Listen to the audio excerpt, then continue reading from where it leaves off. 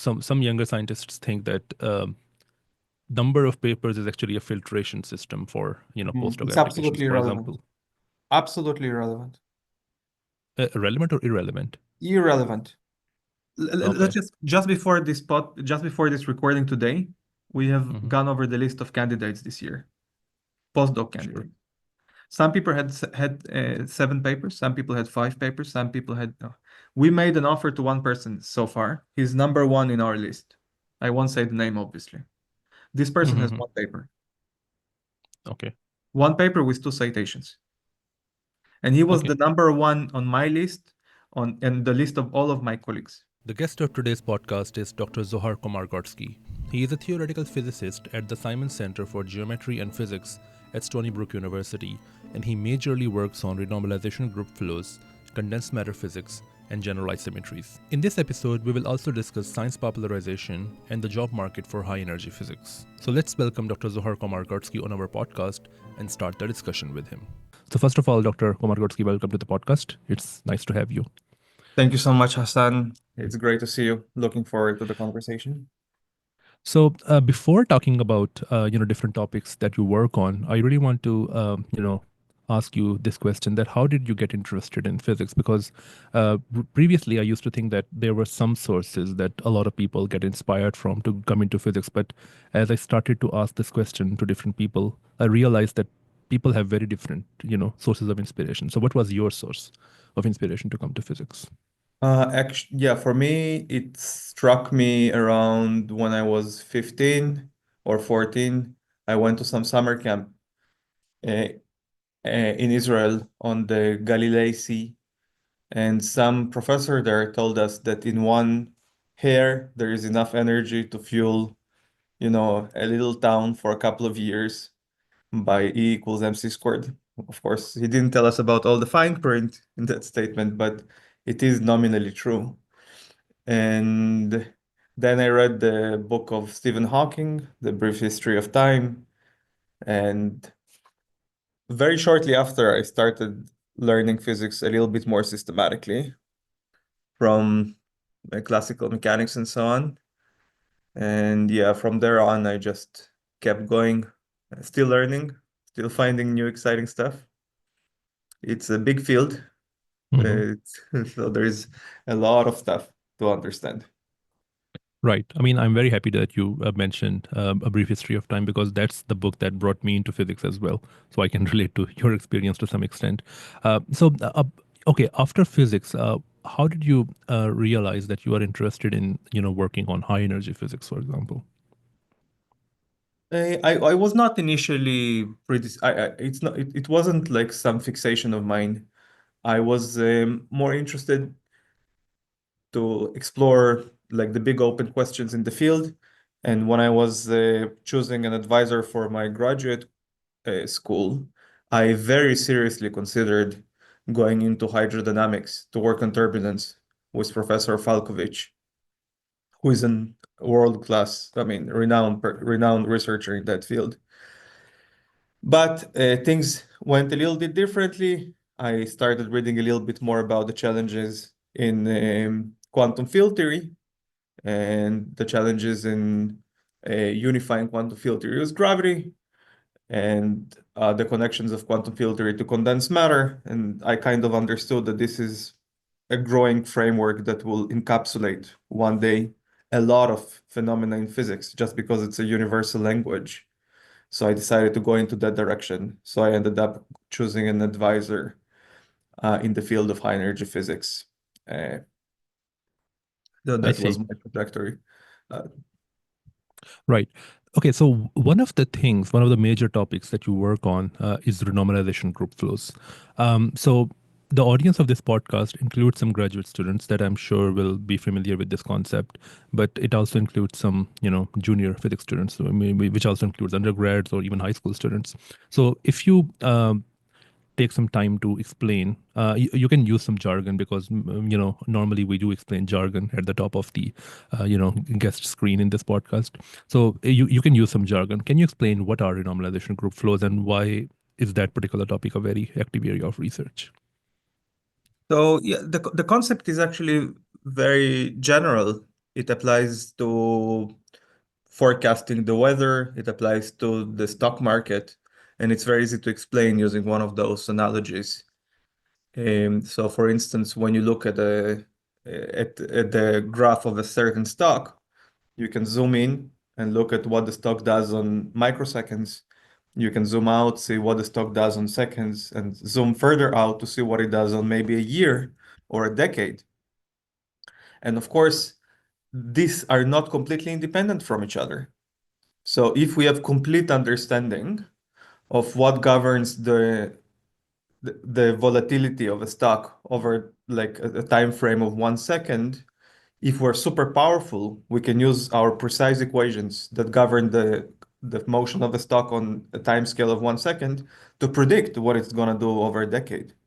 Because if we have the full equations that tell us what it does over every single second, we can kind of integrate these equations to longer time scales. So the same idea applies in physics. The rules for what, let's say, electrons do when they scatter with each other, or what quarks do when they scatter against each other at very short distances, are very well understood. But there is a huge challenge of going from the rules that govern the interactions of quarks over very short distances on very short time scales to what happens when you integrate those equations to very long time scales or very long distances. And in fact, nobody can do it, neither for stocks nor for the quarks. These are very difficult questions. There is, though, a conceptual difference, which is that for stocks, we don't believe that we know all the rules that govern their volatility on a time scale of, let's say, a microsecond or 1 second. For quarks, we believe we do, but we still cannot integrate those equations and go from what we know is happening over short time scales to what is going to happen over very long time scales. It's still very difficult technically.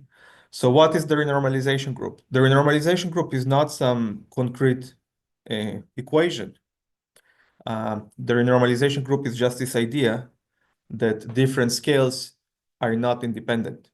So if you can understand the physics quite precisely on some scales, you can use that to predict the physics on slightly larger scales, perhaps with a few unknown coefficients.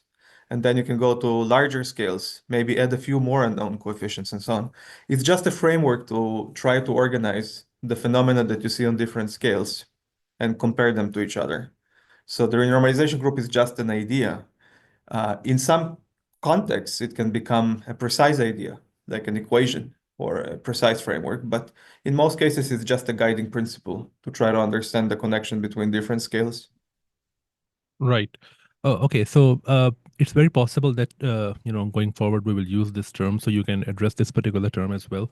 So is it true that the concept of renormalization group flows is is intimately tied to the concept of effective field theories? And if that's true, then what are effective field theories?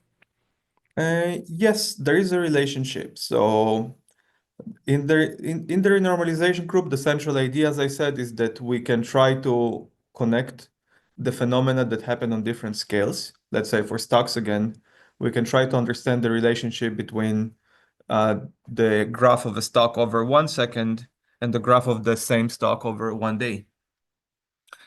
And we might not be able to fully characterize the behavior of the stock over like a time frame like 1 day. There might be some unknown parameters.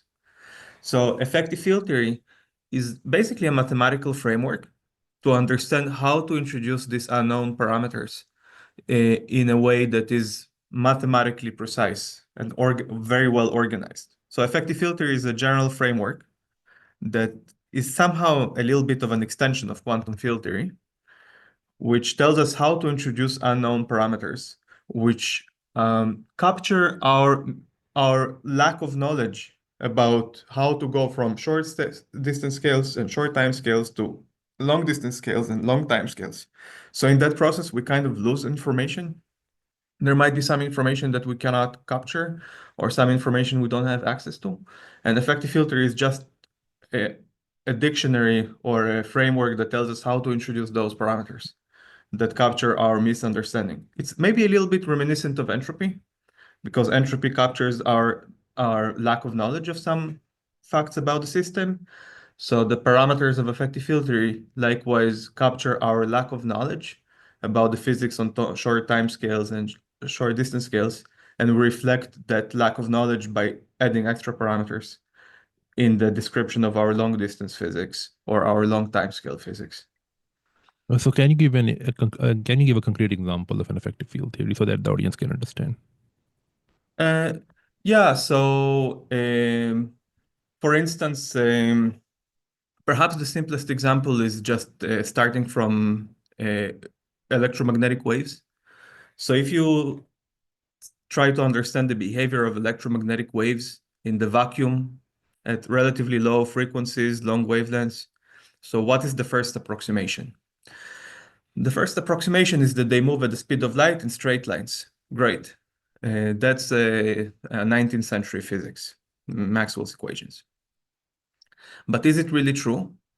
It is not really true. So effective filtering would tell us that actually there could be something beyond just electromagnetic waves moving in straight lines. There could be some processes where electromagnetic waves, two photons, essentially, these are quanta of electromagnetic waves, two photons collide and scatter.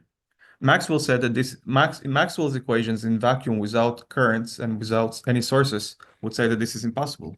Waves just go through each other. We call that the superposition principle. We can they never scatter from each other.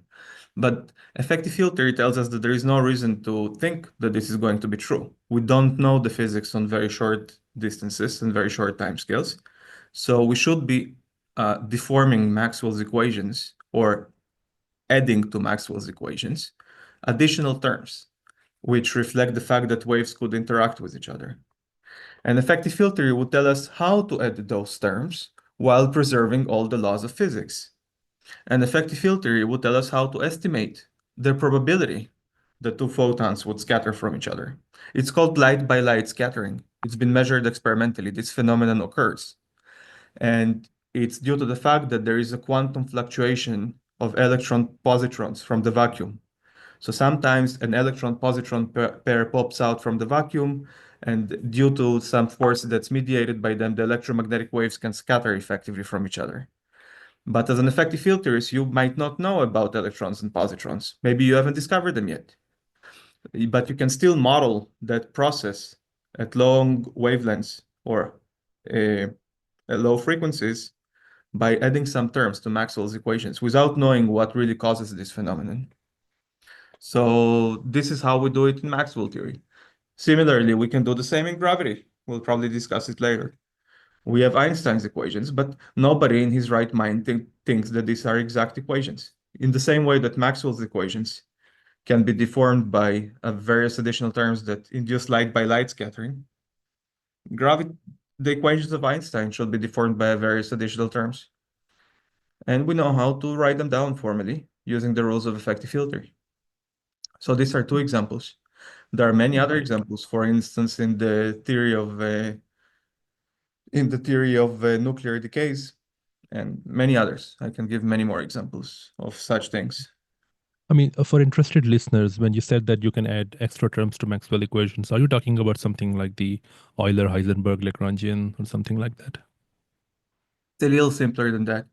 I'm for the people that know a little bit the mathematics, I'm talking about adding to the Lagrangian that we all um, love, f mu squared, a term that looks like f mu to the power 4. Okay, I It's see. not I see. exactly the same as Euler-Heisenberg. I can explain the difference. Anyway, f mu to the power 4 is suppressed by the mass of the electron because this mass of the electron to some appropriate power, which is 4. And this is because this process is induced by electron-positron pairs popping from the vacuum and deforming the trajectories of photons. And if you just look at it from long distances, you don't know that it happened due to electron-positron pairs popping from the vacuum. All you can see is that there was light by light scattering. And that's all you can say Right. from long distances. You don't know why light by light scattering occurred. You just know that it occurred. So effective filter tells you that you have to account for this possibility when you do effective filtering. So effective filter is like a little bit like entropy. It allows you to add unknown coefficients that parameterize your lack of understanding of the possible microscopic processes. Right. Okay, so I mean, I think we went into a lot of depth for the examples of effective field theories. So, okay, coming back to RG flows. So, when people talk about RG flows, they use this kind of terminology. They say that this theory flows into this theory. What does that exactly mean, so that the audience can understand? Okay, yeah. I'll go again to some examples that maybe are a little bit more familiar. So if you look, for instance, at the wind pattern on very short distances, it's very chaotic. The wind pattern is very complicated. There are gusts of wind going this way, this way. But if you look at the whole Earth, there's wind going in one direction, more or less. The wind is very uniform and very simple. Similarly, in physics, you could start from some microscopic laws that you can call theory A. These are very complicated microscopic laws that you can write equations for. But when you start observing what these microscopic laws look like, or what phenomena they yield at long distances, long time scales, they might not look anything like what you wrote, what the microscopic laws look like. They might look like some other laws that are described by completely different equations with perhaps completely different degrees of freedom. So you might say that theory A flows to theory B if theory A is so complicated that when you look at theory A from very long distances or very long time scales, you might as well describe the outcomes by completely different equations that you might call theory B. So when we say that A flows to B, it means that the degrees of freedom that we used to describe the microscopic laws of theory A are not the most efficient way to describe the phenomenology or the observable consequences of what those microscopic laws lead to. This is what we sometimes call emergence. So you might say that superconductivity arises from some complicated metal with this and this and electrons interacting in some horrible way. But you might also say that superconductivity is a theory of of a degree of freedom which we call the Cooper pair. It's some new degree of freedom that does not exist microscopically, and the Cooper pair has a simple equation. So that's what an RG flow sometimes does, that the change that the system undergoes in what it phenomenologically shows or phenomenologically predicts when you integrate from short time scales to long time scales might be so dramatic that you might even use completely different degrees of freedom to Right. describe what system A predicts on long time scales. Right. So that's what an RG flow usually means. Correct me if I'm wrong. So, in summary, you can say that if theory A describes physics at one particular scale, and now if we look at different scales, so for example, larger and larger scales, then theory B is a good description, and that's what it means for a theory A to flow to Right, theory B, right? So you're changing right, the scale, right? So right. can it happen that if you start with a theory and then you change the scale, it doesn't flow? So it's a fixed point. Can that Yeah. happen? So Hmm. yeah, so in as you said, in as you said, there are some rare examples, but they exist where it doesn't matter at which scale you observe the system, you see the exact same thing. So the best description of the system from any scale is given by the exact same degrees of freedom with the exact same equations with the exact same coefficients. Hmm. Sometimes, in most cases, this doesn't happen. At different scales, you see different equations, different coefficients, which you can keep integrating to longer and longer scale and maybe get completely different degrees of freedom by the time you're done. Like we discussed in superconductivity, or like in Pion physics or nuclear physics and so on. But there are rare cases which are called conformal field theories, where the description on every time scale or energy scale is exactly the same. These are Hmm. very rare cases.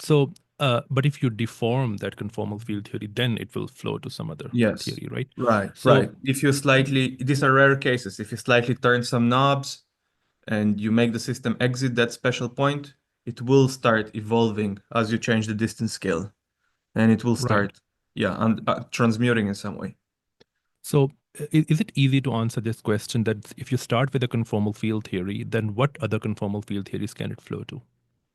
How hard is that question to answer? Is that a hard question to answer? Um, so basically you're asking, do we have any shred of understanding of what are the possible long distance behaviors of a given set of microscopic laws? And the answer is that we're nowhere close to being able to predict. Mhm. This would amount to basically solving the problem of emergence. It would mean that we understand all the possible emergent phenomena and which microscopic laws they can emerge from. Right. Which microscopic laws can lead to emergent phenomena with ferromagnetism, meaning that this is just a Mhm. magnet that will stick to your fridge. Which microscopic laws would lead to superconductivity? Which microscopic laws would lead to superfluidity? Which microscopic Right. laws would lead to confinement? We have no idea which emergent, like how to classify all the possible emergent phenomena, and we don't have any idea of, yeah, so this problem is extremely difficult. It's considered to be extremely difficult. Hmm. I was actually trying to bring you to these kind of results that give you some insight, at least, uh, you know, to the question that if you start with a conformal field theory, then what are the other conformal field theories that can flow to? So one of these results is called the C-theorem. So why is that result important in Oh algebra yeah, so flows? while we don't have any solution to the problem of emergence, Hmm. there are some partial results which are still very interesting and very useful theoretically in their own right. So the partial results have the following flavor. So when you have emergence, you might be using completely different variables to describe your emergent phenomena from the microscopic phenomena that you began from. For instance, in nuclear physics, we start from quarks and gluons with some complicated interactions, and we have a few quarks and a few gluons. So 8 gluons, and depending on how precise you want to be, 3 quarks. Okay, quarks and antiquarks, 3 quarks and antiquarks. So those are the microscopic characters, and now they interact in some terrible way. And we know that the emergent phenomena is nuclear physics. It's like the world that we live in, essentially. We have protons, we have neutrons, and we have pions. Pions are the force mediators of the nuclear force. So at long distances, we don't see gluons at long distances, we just see pions. Pions are the force mediators. So we can say that the pion degrees of freedom, the neutrons and the protons emerged in their emergent degrees of freedom. And the c-theorems that you mentioned, what they're trying to say is that there cannot be too many emergent variables. So they put mathematically rigorous bounds under some assumptions on the number of emergent variables.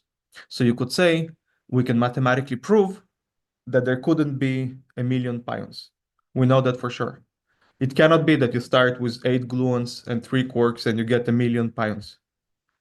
That would violate some mathematical theorems that people were able to prove. I mean, you can use some jargon, that's fine. So you can use the word central charge. I think that's fine. Yeah, yeah, I'll say that now. So you can prove that there cannot be a million pions. That would contradict theorems. So that's Mhm. good. We have some bounds on the possible emergent phenomena.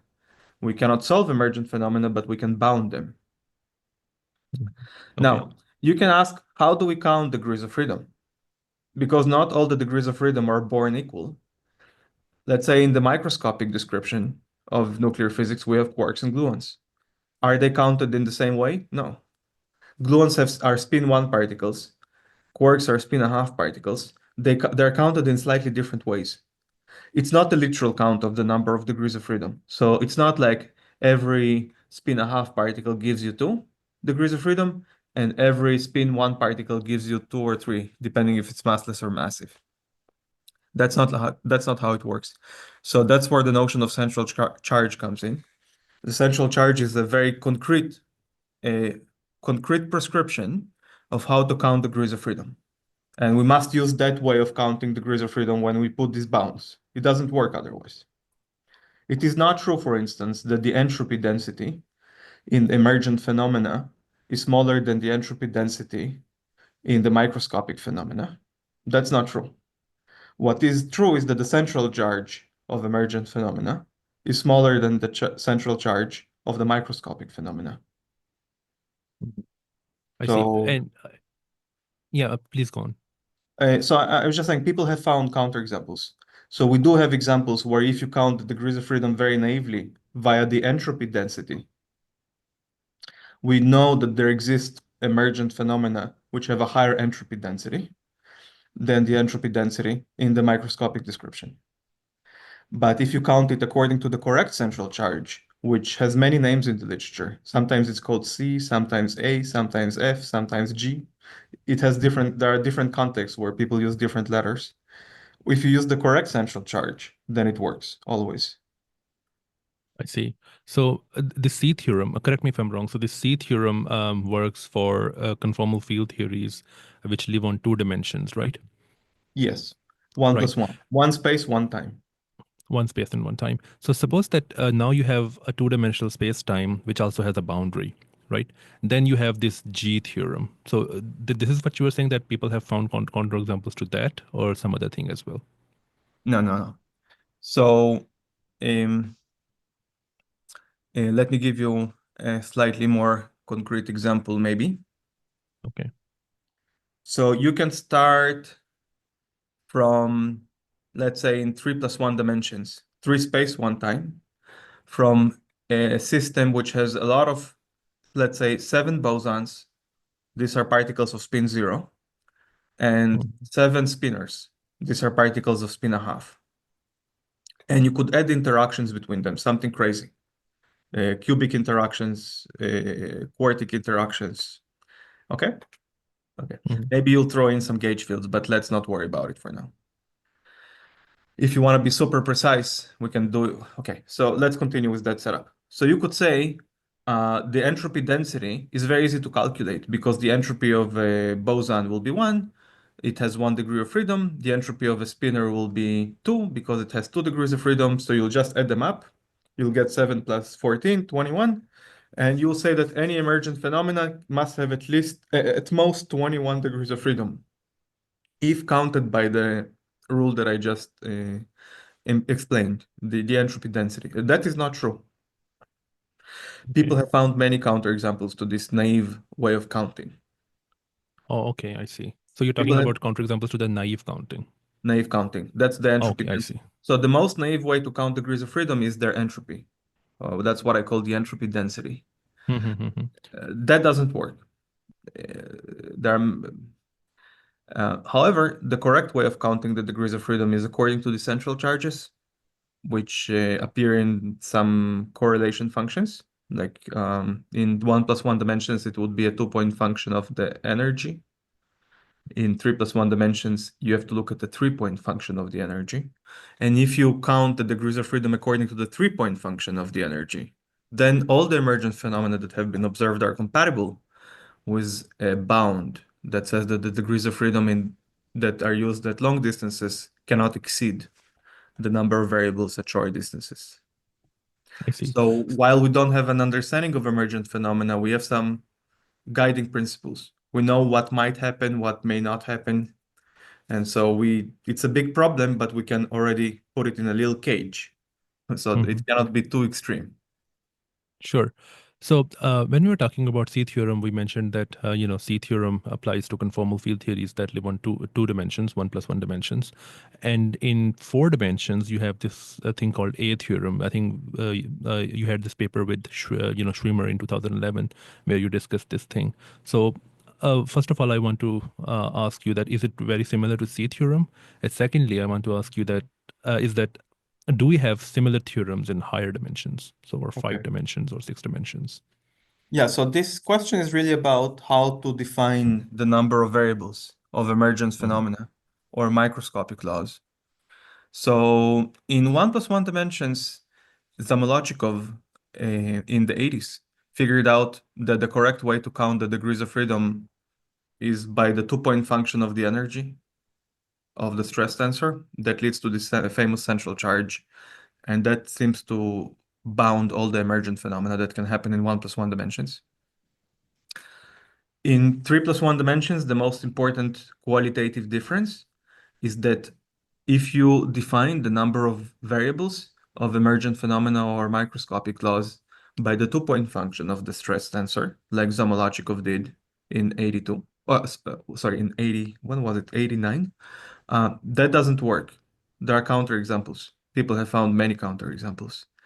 And it turned out that if you look at the three-point function of the energy tensor, so you're asking what is the correlation between energy vacuum fluctuations in the energy in 3 points. So you put 3 points, you ask what is the average correlation between vacuum energy fluctuations in those 3 points.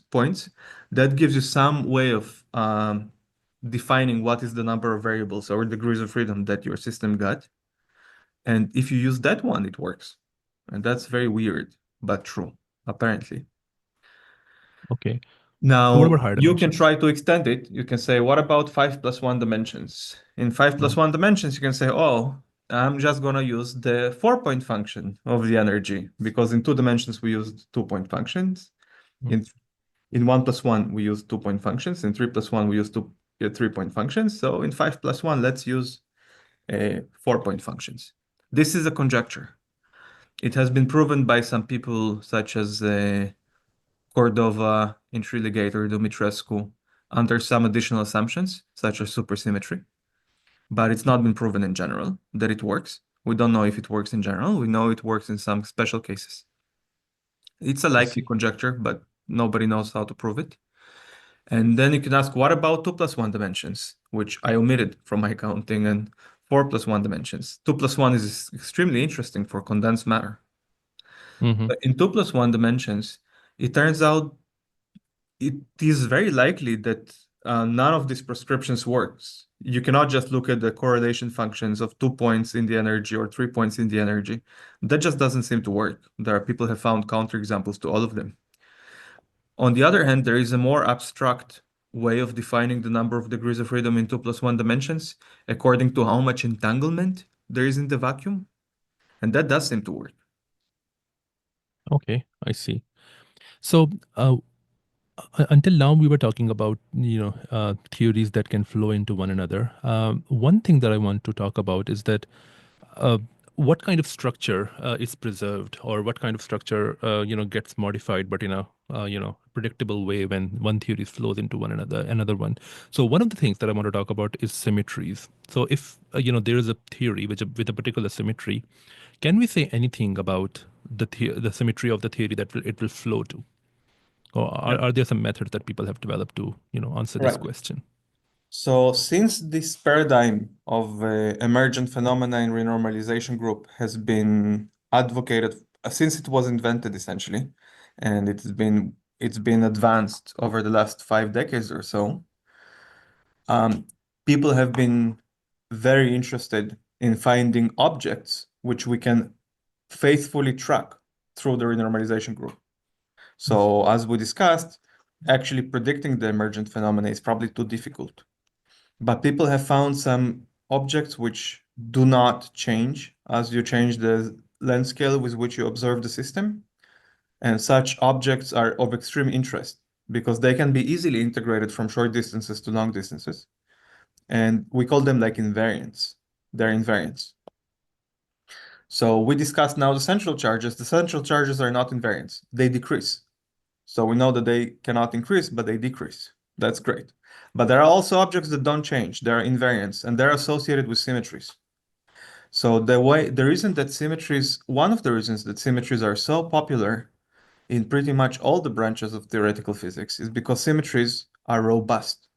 We don't need to be super smart to track them through their normalization group flow. If a system obeys a symmetry or a conservation law, so instead of symmetry, we can say conservation law. If there is a conservation law at short distances, this conservation law is going to exist at long distances, whatever the emergent phenomena might be. Just it cannot go away. The conservation law cannot just disappear. It may be a trivial conservation law at long distances, meaning that doesn't really It doesn't really constrain very much the emergent phenomena, but it has to exist, trivially or non-trivially. So symmetries are very important for that reason, that they exist throughout the renormalization group flow and we can use them.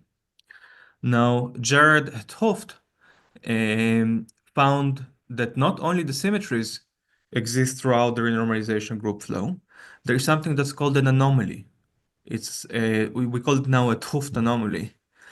The modern understanding of thooft anomalies is that it's some very non-trivial.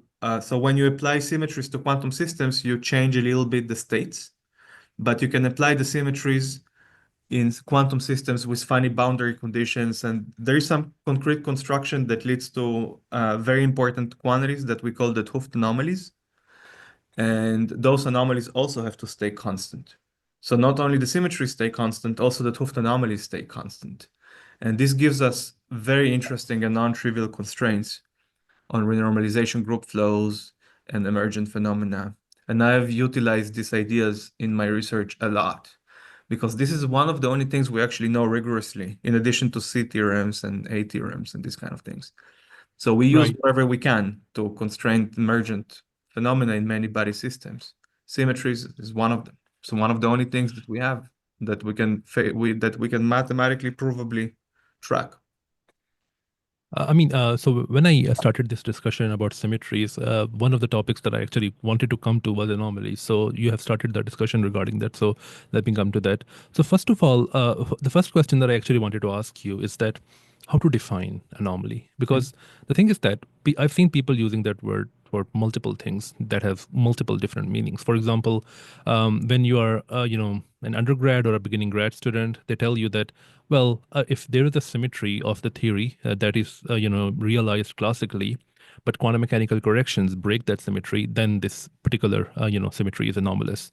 But then this thooft anomaly that you are talking about is a bit different. So if you have, a particular symmetry, but you cannot gauge it, then it has a thooft anomaly. So how do you even define anomaly so that it can be consistent across different usages? So if a symmetry is violated by quantum effects, we don't call it a symmetry. We just throw it Okay. to the trash because if something is violated by quantum effects, then it's not going to be a trustworthy object to track through the evolution of the system from short distances to long distances because it can be arbitrarily violated. It becomes completely useless. Right.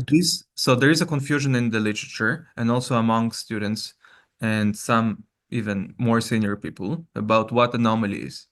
So when a symmetry is violated by quantum effects, for me, it's not a symmetry. It's just thrown to the trash. Uh, Okay. before you continue, so when you say that a symmetry is violated by quantum effects, for you, is that statement equivalent to saying that the measure of the path integral is not invariant under that symmetry? Yes, Is that the same thing? because Okay. yes, because the quantum effects are captured by the sum over all the histories, a la Feynman. So if the Okay. sum over all the histories is not compatible with the symmetry is violated by quantum effects. So it's as good as Okay. nothing. It's not going to be a reliable concept because quantum effects may become huge on long distances. For instance, superconductivity arises because huge quantum effects. It cannot be Mhm. understood classically. So if something is violated by quantum effects and quantum effects become very important, it's not good. It's garbage. So those objects I'm not gonna even discuss. So But how do you define anomaly? okay, so what is the thooft anomaly? So there are symmetries that are not violated by quantum effects. Okay. And those symmetries are very useful. So thooft discovered that among those symmetries that are not violated by quantum effects, there is this thing that's called the thooft anomaly. Now, there is one definition of an anomaly that I really like. Let me try to give some intuitive explanation of what it is. It's a very important concept in physics, in all branches of physics, ranging from statistical physics to high energy physics, but it's very difficult to define. It requires quite a bit of work. But there is one somewhat simplistic definition that I like, which is the following. So one way to think about conservation laws is that the conservation law is that take the system and we integrate some some current or some density, and then this total density is conserved. So an example is particle number conservation. So when a system has particle number conservation, it means that the total number of particles is not going to change as a function of time. So how do we define particle number? We define particle number density, and we integrate it over the whole space at a fixed time. So we can say that the symmetry corresponds to some integral over space at a fixed time. It's mathematically, I'm making one more step. I'll say that the symmetry corresponds to a codimension 1 operator.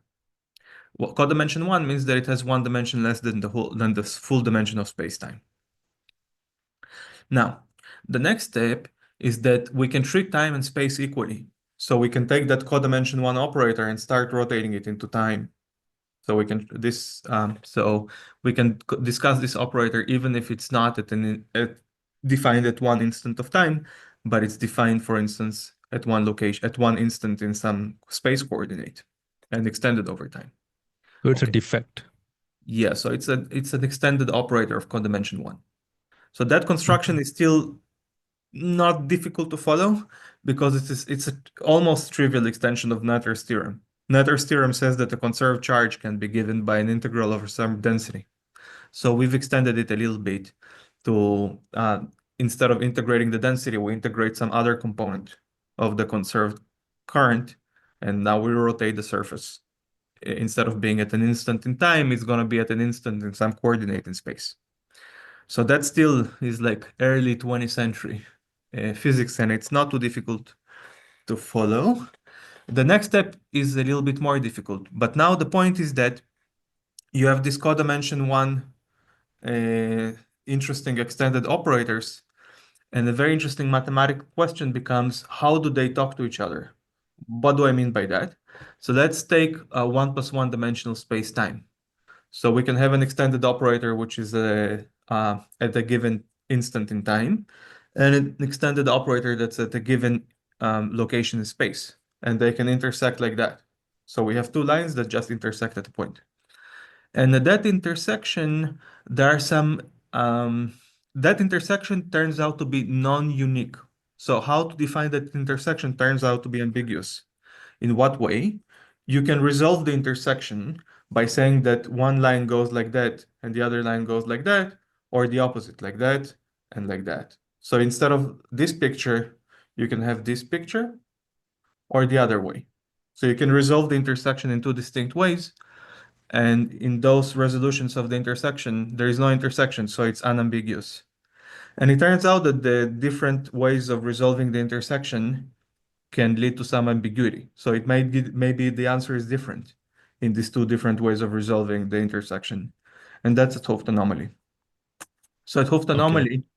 a thooft anomaly is basically the statement that when you look at Noether charges and you allow the Noether charges to be in both space and time, and you allow them to intersect in funny ways, we call those intersections junctions. You allow for junctions. Those junctions are ambiguous. And to resolve those junctions, you have to remove the junctions and smooth it out. But then the way you smooth it out gives different results depending on how you smooth it out. I So see. that's the most conceptual way of understanding what a thooft anomaly is. It's a certain ambiguity in the junctions of symmetries.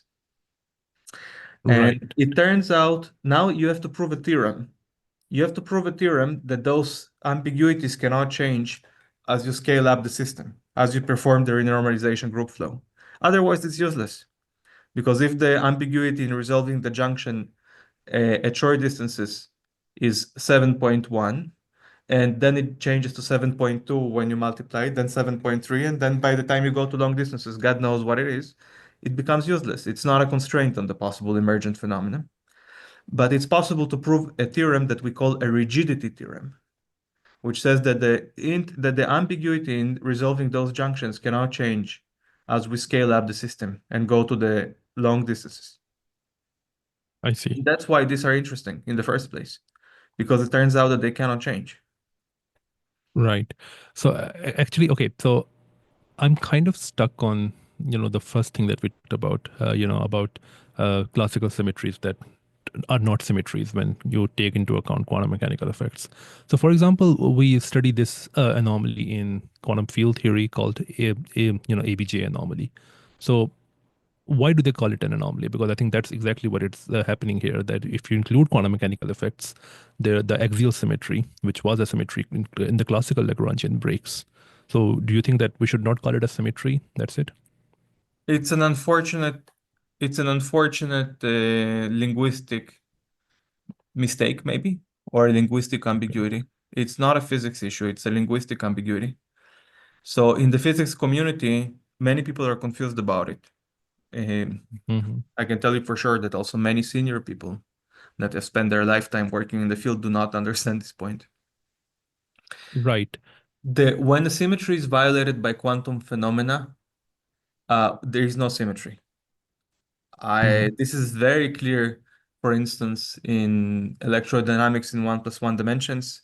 There is a classical symmetry that's violated by quantum phenomena. And when you look what this model predicts, there is no symmetry there. The symmetry is absolutely violated. It's very clear in quantum chromodynamics with the eta prime meson.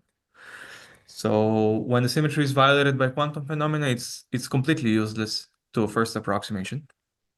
Another comment Right. is that sometimes the same physics can be presented from two different microscopic laws. And while you might think that your symmetry is only violated by quantum effects, I can present another set of microscopic laws that would lead to the same results, where the symmetry would be violated by classical effects. So what I'm saying is that in some frame of reference, in quotation marks, a quantum effect can look like a classical effect. So you might not be able to even unambiguously say that your symmetry was violated due to H bar. In some other reference frames, in quotation marks, the symmetry might be violated by classical effects. That's because H bar can become very large. So there is no way, by that I mean that the effects of quantum mechanics can become very large, like in superconductivity, superfluidity, quantum chromodynamics, and so on. So if the effects of H bar become very large, there is no distinction between a large violation of a symmetry by classical effects and a small violation of a symmetry by quantum effects. I So see. those symmetries just don't exist. And it is true that often people in the literature refer to that as ABJ anomaly after Adler, Bardeen, and Jakiv. Hmm. What Adler, Bardeen, and Jakiv discovered is super interesting. They discovered that some classical symmetries are violated by the sum over the histories of Feynman. The correct interpretation of that discovery is that those symmetries don't exist. And that's it. End of Okay. story. Right. Okay. Great. Because I think, as you said before, that in the literature there is some confusion about this word, Yes. anomalies. Because, okay. So before we, leave this section of RG flows, I just want to ask you one question. I mean, mostly for the junior researchers out there. So, what are the unsolved problems regarding RG flows that you are most interested in right now? Oh, this, yeah, we've just barely scratched the surface of emergent phenomena is the most interesting challenge in modern physics. Emergent phenomena due to strong coupling of how to go from short distance scales to long distance scales. I, we know of a few possible emergent phenomena, quantum Hall states, confinement. So I mentioned many of them already many times, superconductivity, blah, blah. But what is the space of emergent phenomena? How to reliably predict what may or may not happen? Are there emergent phenomena? And so on. It's just endless. For instance, I can just speak to the about the quantum Hall states. The quantum Hall state is an emergent phenomena with topological order. Probably you don't want to go into that in too much detail, but we can discuss it in another time. Uh, Emergent phenomena with topological order are completely not understood from starting from microscopic laws of electrons in the magnetic field. How do you get the topological order? We can put it on the computer and we can show that it works in some cases under some assumptions, but there is completely no understanding of how to analytically foresee if topological order is going to appear or not, and so on.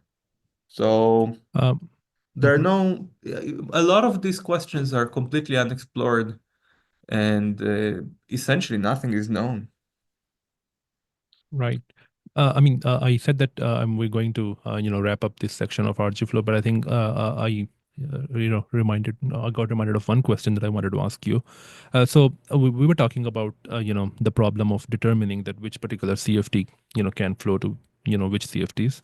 So do you think that holographic methods can help us in understanding that problem?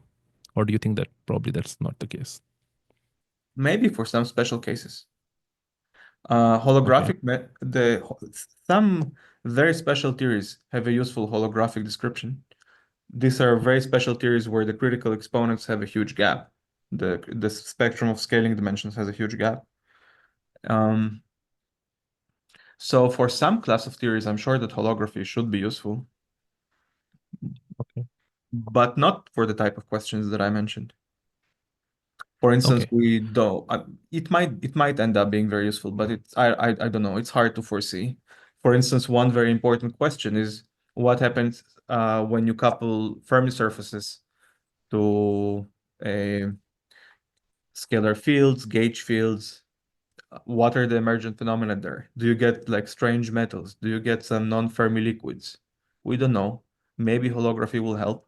Maybe somebody will find new ways of thinking about it. Maybe Okay. some new results about the renormalization group. Well, we don't know. Sure. Okay, so now I want to talk about another area of research that you work on, and it is a topic of generalized symmetries, which includes higher form symmetries, higher group symmetries, and non-invertible symmetries. So before we talk about that topic, can you give a small overview to the audience that what do these generalized symmetries mean? Yeah, I can give a quick overview. So actually, we discussed already the first step in the direction a few minutes ago. So the first Hmm. step is Netter's theorem, which said that if your equations have some invariance under some transformations, so if your equations are invariant under time translations, you get energy conservation. That's Netter's theorem. If your equations preserve the number of particles, you have a U1 symmetry with particle number density that you can integrate and obtain the total number of particles. So the first step is that there are these codimension 1 uh, operators, which are conserved. They are called Netter charges. It's also important that in all the cases that were discussed in the 20th century, the Netter charges were corresponded to a group, to a mathematical group. So when we say that particle number is a U1 symmetry, it means that we have a U1 group. So particle number, there is an operator in the theory which acts on the space of states uh, in such a way that the space of states is a representation of the group U1. So we say that's what Netter and then Wigner in the context of quantum mechanics. So Netter did classical physics, and Wigner said that what Netter found out in classical mechanics can be upgraded to quantum mechanics by saying that there are groups, and the groups act on the Hilbert space, and the Hilbert space is a representation of the group. So that's the classical story of when I went to graduate school and undergraduate in quantum mechanics, I learned that this is true, that symmetries in quantum mechanics come from the Nether theorem in most cases, and they correspond to groups, except for time reversal, which is an anti-unitary transformation, but it's still a group. And that's in every books, every textbook on quantum mechanics. It turns out that this is not true. There are deviations from those statements. And what deviations? Some people have found conservation laws that don't correspond to any obvious symmetry transformation of the action. These conservation laws are still codimension 1 in many cases. Sometimes they're codimension 2. Then we call them higher symmetries. And we cannot really understand them easily as an invariance of the equations to some transformation law. And more bizarrely, sometimes they don't even form a group. They form a higher mathematical structure that's called a fusion category or a higher fusion category. And there is a lot of work nowadays in understanding the mathematical underpinnings of these conservation laws. Since they're not groups, you have to develop some kind of new mathematics using category theory Right. to understand what is the space of symmetries of many body systems. And as I said, we discussed anomalies. So you can generalize the notion of anomalies. You can generalize the notion of spontaneous symmetry breaking. You can generalize various constraints on the renormalization group flows. So there is a lot of work in the last 10 years on that subject. So the thing that deters it to become a group is that for every transformation you don't have an inverse, right? Yes, So so this is one situation indeed. The people have found that there are some operators that act on the Hilbert space, which are codimension one, let's say. They're conserved, time independent, but they don't have an inverse. So the conservation law is not part of a group. It's part of a right. fusion category. And have people worked on generalizing the notion of a representation in the context of these symmetries? Yes. Yes. These are module categories. Yes. Yes, yes. People have been developing the notion of representations, the notion of anomalies, all the things that the notion of inflow, the notion of gauging that you asked about. There is Yeah. a lot of work on developing all those things that we knew from the 20th century for ordinary symmetries, how to apply them for these fusion category symmetries, which are higher symmetries. Right. And one thing, so correct me if I'm wrong, and one thing about these higher form symmetries, at least, which are group-like, is that they're abelian, which makes it a bit easy to understand, but does it make it very easy to understand or not? Yeah, so one extension of the Netter story is indeed, as you said, to codimension 2, conservation laws. So all the things that Netter discussed, I think, are codimension 1. But there are also codimension 2 conservation laws, which are weird. These are quantities that are conserved for every point in space, if you think about it, which is strange. So you can choose a Mhm. point in space and there is a conservation law. So those have to be abelian and they have to form a group. And they're a little bit easier to understand. And also they had extremely important implications. People have found they have anomalies and thooft anomalies, all this thing, and people have found really cool applications for the problem of Right. confinement, especially. Many new insights into the problem of confinement came from the higher symmetries, which are abelian. I was also involved in some of that, and many other people. It's a huge field now, but many Right. long-standing problems were addressed using these higher symmetries. It just shows that when you find in these many body systems some new tool that is preserved along their G flow, like we discussed, it's always very powerful. So every such discovery ends up being monumentally important.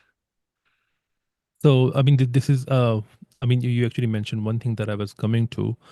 So, someone can ask this question that if you have made a significant, I mean, if the community has made a significant, a leap in the understanding of symmetries, then can we find the applications of this newfound understanding to, uh, you know, problems that are more down to earth, like problems in standard model.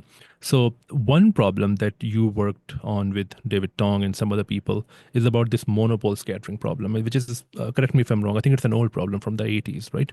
So can you tell us what that problem is and how generalized symmetries come into play to solve this problem? Yeah, so I'll explain so about this problem with monopoles. So it's a problem which is a little bit science fiction for now because we don't have monopoles, but it's still very interesting theoretically to imagine that there is a magnetic monopole.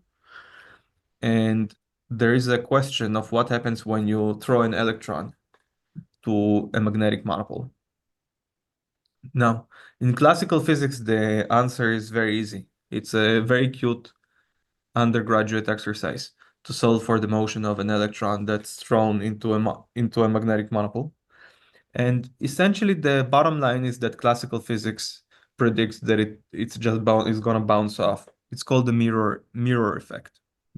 So the electron bounces off before it gets a chance to really touch the monopole. It will bounce off a little bit before it gets a chance to touch the monopole physically. So that's classical physics. Quantum mechanically, if you solve for the equations of motion of an electron in the background of a magnetic monopole, you get a different answer.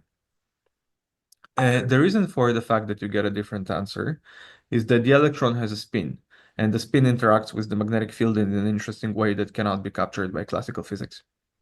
And what happens in quantum mechanics is the electron does get to the core of the monopole, and when the electron comes back, it often comes back with quantum numbers that are extremely weird. It comes back like a different person comes out. You throw an electron and something new comes out.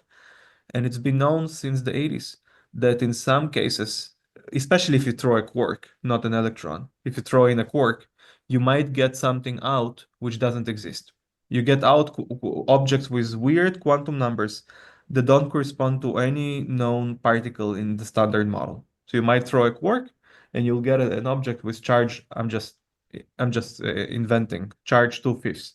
And there is no such quark. Okay. So for 40 years, this has been known, and people have proposed various interpretations. One interpretation is maybe this 2/5 should be interpreted probabilistically.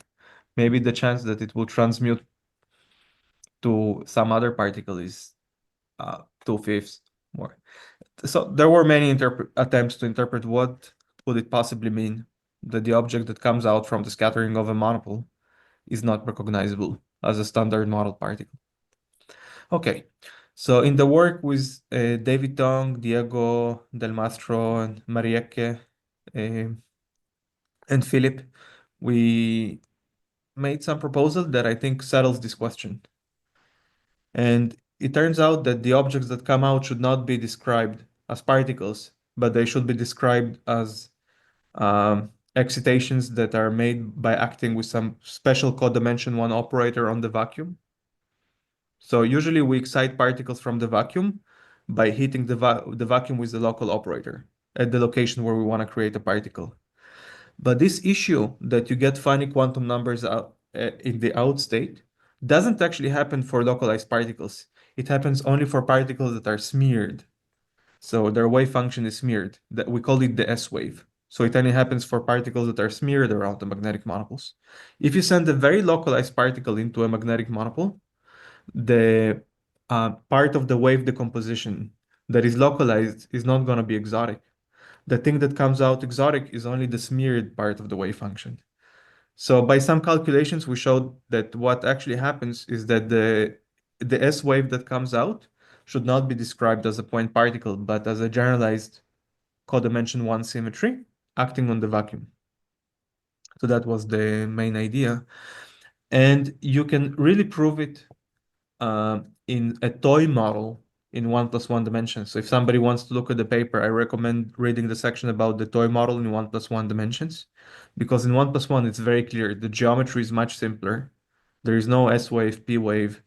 There is just a particle that scatters from a boundary and comes back out from the boundary. So we just discussed a very simple toy model where you throw something into a boundary condition, and what comes out is unrecognizable. It doesn't even exist. Are you And in talking that about case, you the can 3450 model? Yes, that's called the 3450 model. Hmm. So that's a very clear analogous contradictory situation where you throw something in, you can calculate that something comes out, but what comes out has unrecognizable quantum numbers. It just doesn't even exist among your particles. So if you're an experimentalist, you'll be awfully confused. How come you've got something that doesn't even exist? And the resolution in that case is very clear. It's a solvable model. You can calculate everything from A to Z. And the resolution is that what comes out in a different Fock space that is obtained by acting on the vacuum with some generalized symmetry. Actually, in that case, a non-invertible symmetry. I see. So, um, So here so you have that's an the application that's the of, story. you Mhm. know, what I'm saying is that here you have an application of generalized symmetries to a very concrete problem that, I I mean, think okay, monopoles don't exist, but I think there are some other applications that are more. This is a little bit science fiction, as I said, because monopoles don't exist as far as we know, or we have never seen one. But people have found applications for generalized symmetries that are much more down to earth, for problems that can already be tested in Mm-hmm. Ricardo simulations or in quantum simulations, and for Well, problems uh, pertaining to confinement, to dynamics in 1+1 dimensions. There are much more down to earth applications. well, actually, I was mentioning this problem because you worked on it, but I actually also wanted to ask you about this problem that talks about the pion decay. I Yes, think that there was this yes, paper by Choi. He talks yes, about the pion decay using non-invertible symmetries. So yes. I don't know how much you can talk about that problem, but I think that problem is much more down to earth, in standard model. Yes, that problem is more connected to standard model, but there are also applications of generalized symmetries to Yang-Mills theory, and they were already tested in simulations in 3+1 dimensions. I worked on some of them, and some others worked on it, and in 1+1 dimensions as well. So even the problem with the pion decay uh, is not the most concrete application that people have found yet. People have found very concrete applications that were tested yet, that were already tested. About the pion decay, Okay. I'll explain what the issue is. So you remember that I told you that the best way to explain the paper of Adler, Bardeen, and Jakiv is that they found a symmetry that's violated by quantum fluctuations, by the sum over the histories of Ala Feynman, and so this symmetry should be thrown away completely. Mm-hmm. Mm-hmm. That was the interpretation that I learned for what anomalies are and what are symmetries. What did the paper of Choi et al. Do? They put an interesting spin on that interpretation. So it's a spin on that interpretation. So what I said is that it should be thrown away is not completely correct. So what is actually correct is that the symmetry that was violated in the paper of Adler, Bardeen, and Jakiv is a U1 symmetry. So it's a continuous symmetry labeled by a parameter on circle. What Choi and Al showed is that the actual consequences of the computation of Adler, Bardeen, and Jakiv is that only the irrational points on the circle should be thrown away, not the rational ones. Okay. Okay. So I it's a see. small spin on what I said before that was a really imprecise. Sure. So Choi et al. Essentially showed that the rational ones stay, and you can say that it's useful for pion decay because to understand why pion decay is controlled by the ABJ anomaly, Mm-hmm. you might say that this is not physical because it's violated by the sum over the histories. It's not a symmetry. But what they said, okay, but we can use a rational point and then shed some light on pion decay. It doesn't lead to a I new see. result for the pion decay, but it gives you a better conceptual understanding of why the calculation of the pion decay via anomalies is correct. It's not, it's previously you might have said that we're not allowed to calculate the pion decay rate using anomalies because we just said that the symmetry is violated by quantum fluctuations. So how can we use it? And what they said Mm-hmm. is that all along this was a legal calculation to do because at rational points it is a symmetry. A I rational see. points on the U1 circle. Mm-hmm. But as I said, okay, this is a very interesting conceptual point.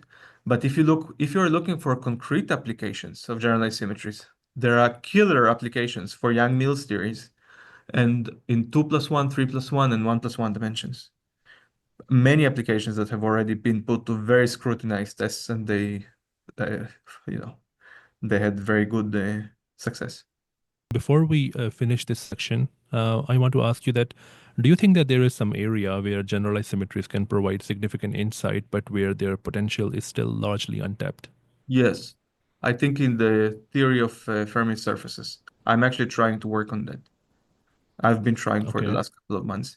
I think for the theory of screening of electric fields in Fermi surfaces, um, there is something that's called Friedel oscillations in the theory of Fermi surface of metals, which is that electric fields get screened. And I've been obsessed for some time with the question of what happens if you put a nucleus whose charge is not divisible by the charge of the ambient electrons in the Fermi surface. So calculations in condensed matter would suggest that it's still screened. The electric field is still screened, but that cannot be compatible with the higher symmetries. So for me, this is an interesting direction to go into actually, but I've not been able to make progress yet. So Okay. that's one Is direction where generalized symmetries, I think, will play some important role. There is a lot of work on two-dimensional QCD, where there is some potential for additional impact of non-invertible symmetries and generalized symmetries. Um, there is a lot of work on understanding better what is the true distinction between the Higgs phase and confining phases. That's also using some modern ideas from symmetry-protected topological phases and one-form symmetries. And so I think, yeah, there is still a lot of progress in that field, which is very exciting, and some, yeah, new cool applications are being found. So uh, now I want to, take the discussion to another direction.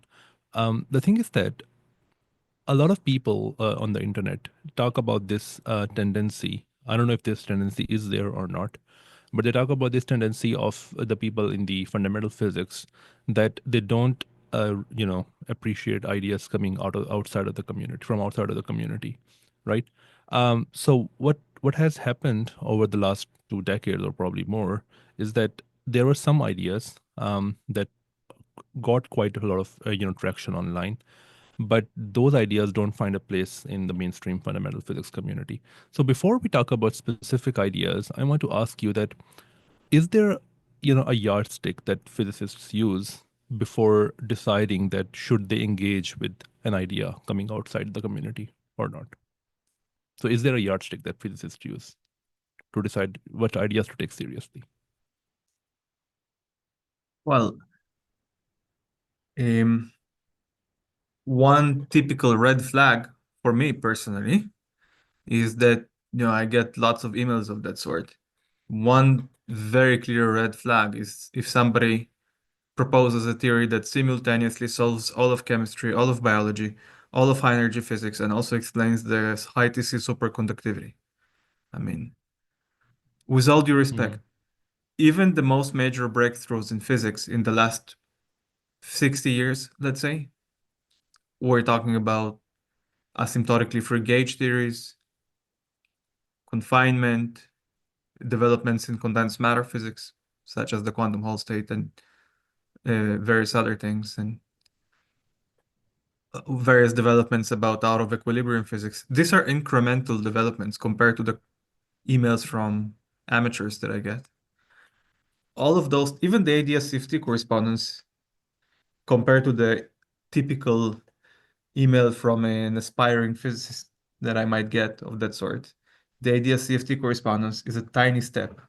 It's a partial solution to n equals 4 maximally supersymmetric Yang-Mills theory, in some limit. It's of course very nice, it's very deep, but the typical red flag is that it just does too much too quickly. That's a problem. It rarely happens in real life. So that's a red flag. Mhm. Sometimes sometimes they only aspire to solve a smaller problem. And then it's not a red flag. I sometimes dive in and I'm trying to understand what is it about. Because if a person claims to have solved a smaller problem, it may actually be correct or relevant or interesting. And I think it happened a few times that people outside of the field made outstanding contributions pretty much out of the blue. That happens sometimes. And Okay, of course, we should not discount that. Yeah. sure. Okay, so do you think that for a theory like string theory that contains all of the forces in the standard model and gravity as well, uh, over the last few decades, and probably some people are still doing it, they use the term theory of everything for a theory like string theory. So do you think that this word has caused a lot of misconceptions in the popular audience? Uh, it's a theory of everything, and it's at the same time a theory of nothing.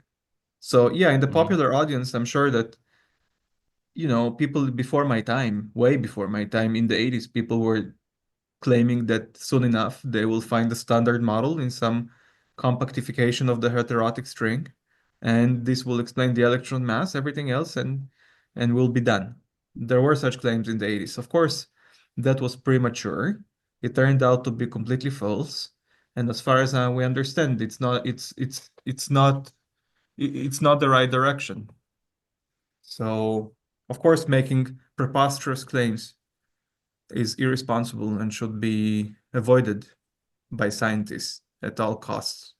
because we're supposed to be responsible for what we're saying, and we're supposed to be rigorous and careful. On the other hand, there is a case to be made for string theory that it's a theory of everything in the following sense. If you look at various corners of string theory, there are many. String theory is not one field, it's very diffuse by now. There are people that are interested in mathematical physics, they're computing some Donaldson-Thomas invariants, or there are people that are interested in applications to condensed matter, and there are people that are interested in this and that. It's a very diffuse field. So if you look at various corners of string theory, it covers a very large fraction of modern mathematics, modern particle physics, and even some condensed matter. So string theory can produce gauge interactions with with non-trivial dynamics. String theory can shed light on highly non-trivial problems in mathematics, such as the Langlands conjecture or mirror symmetry.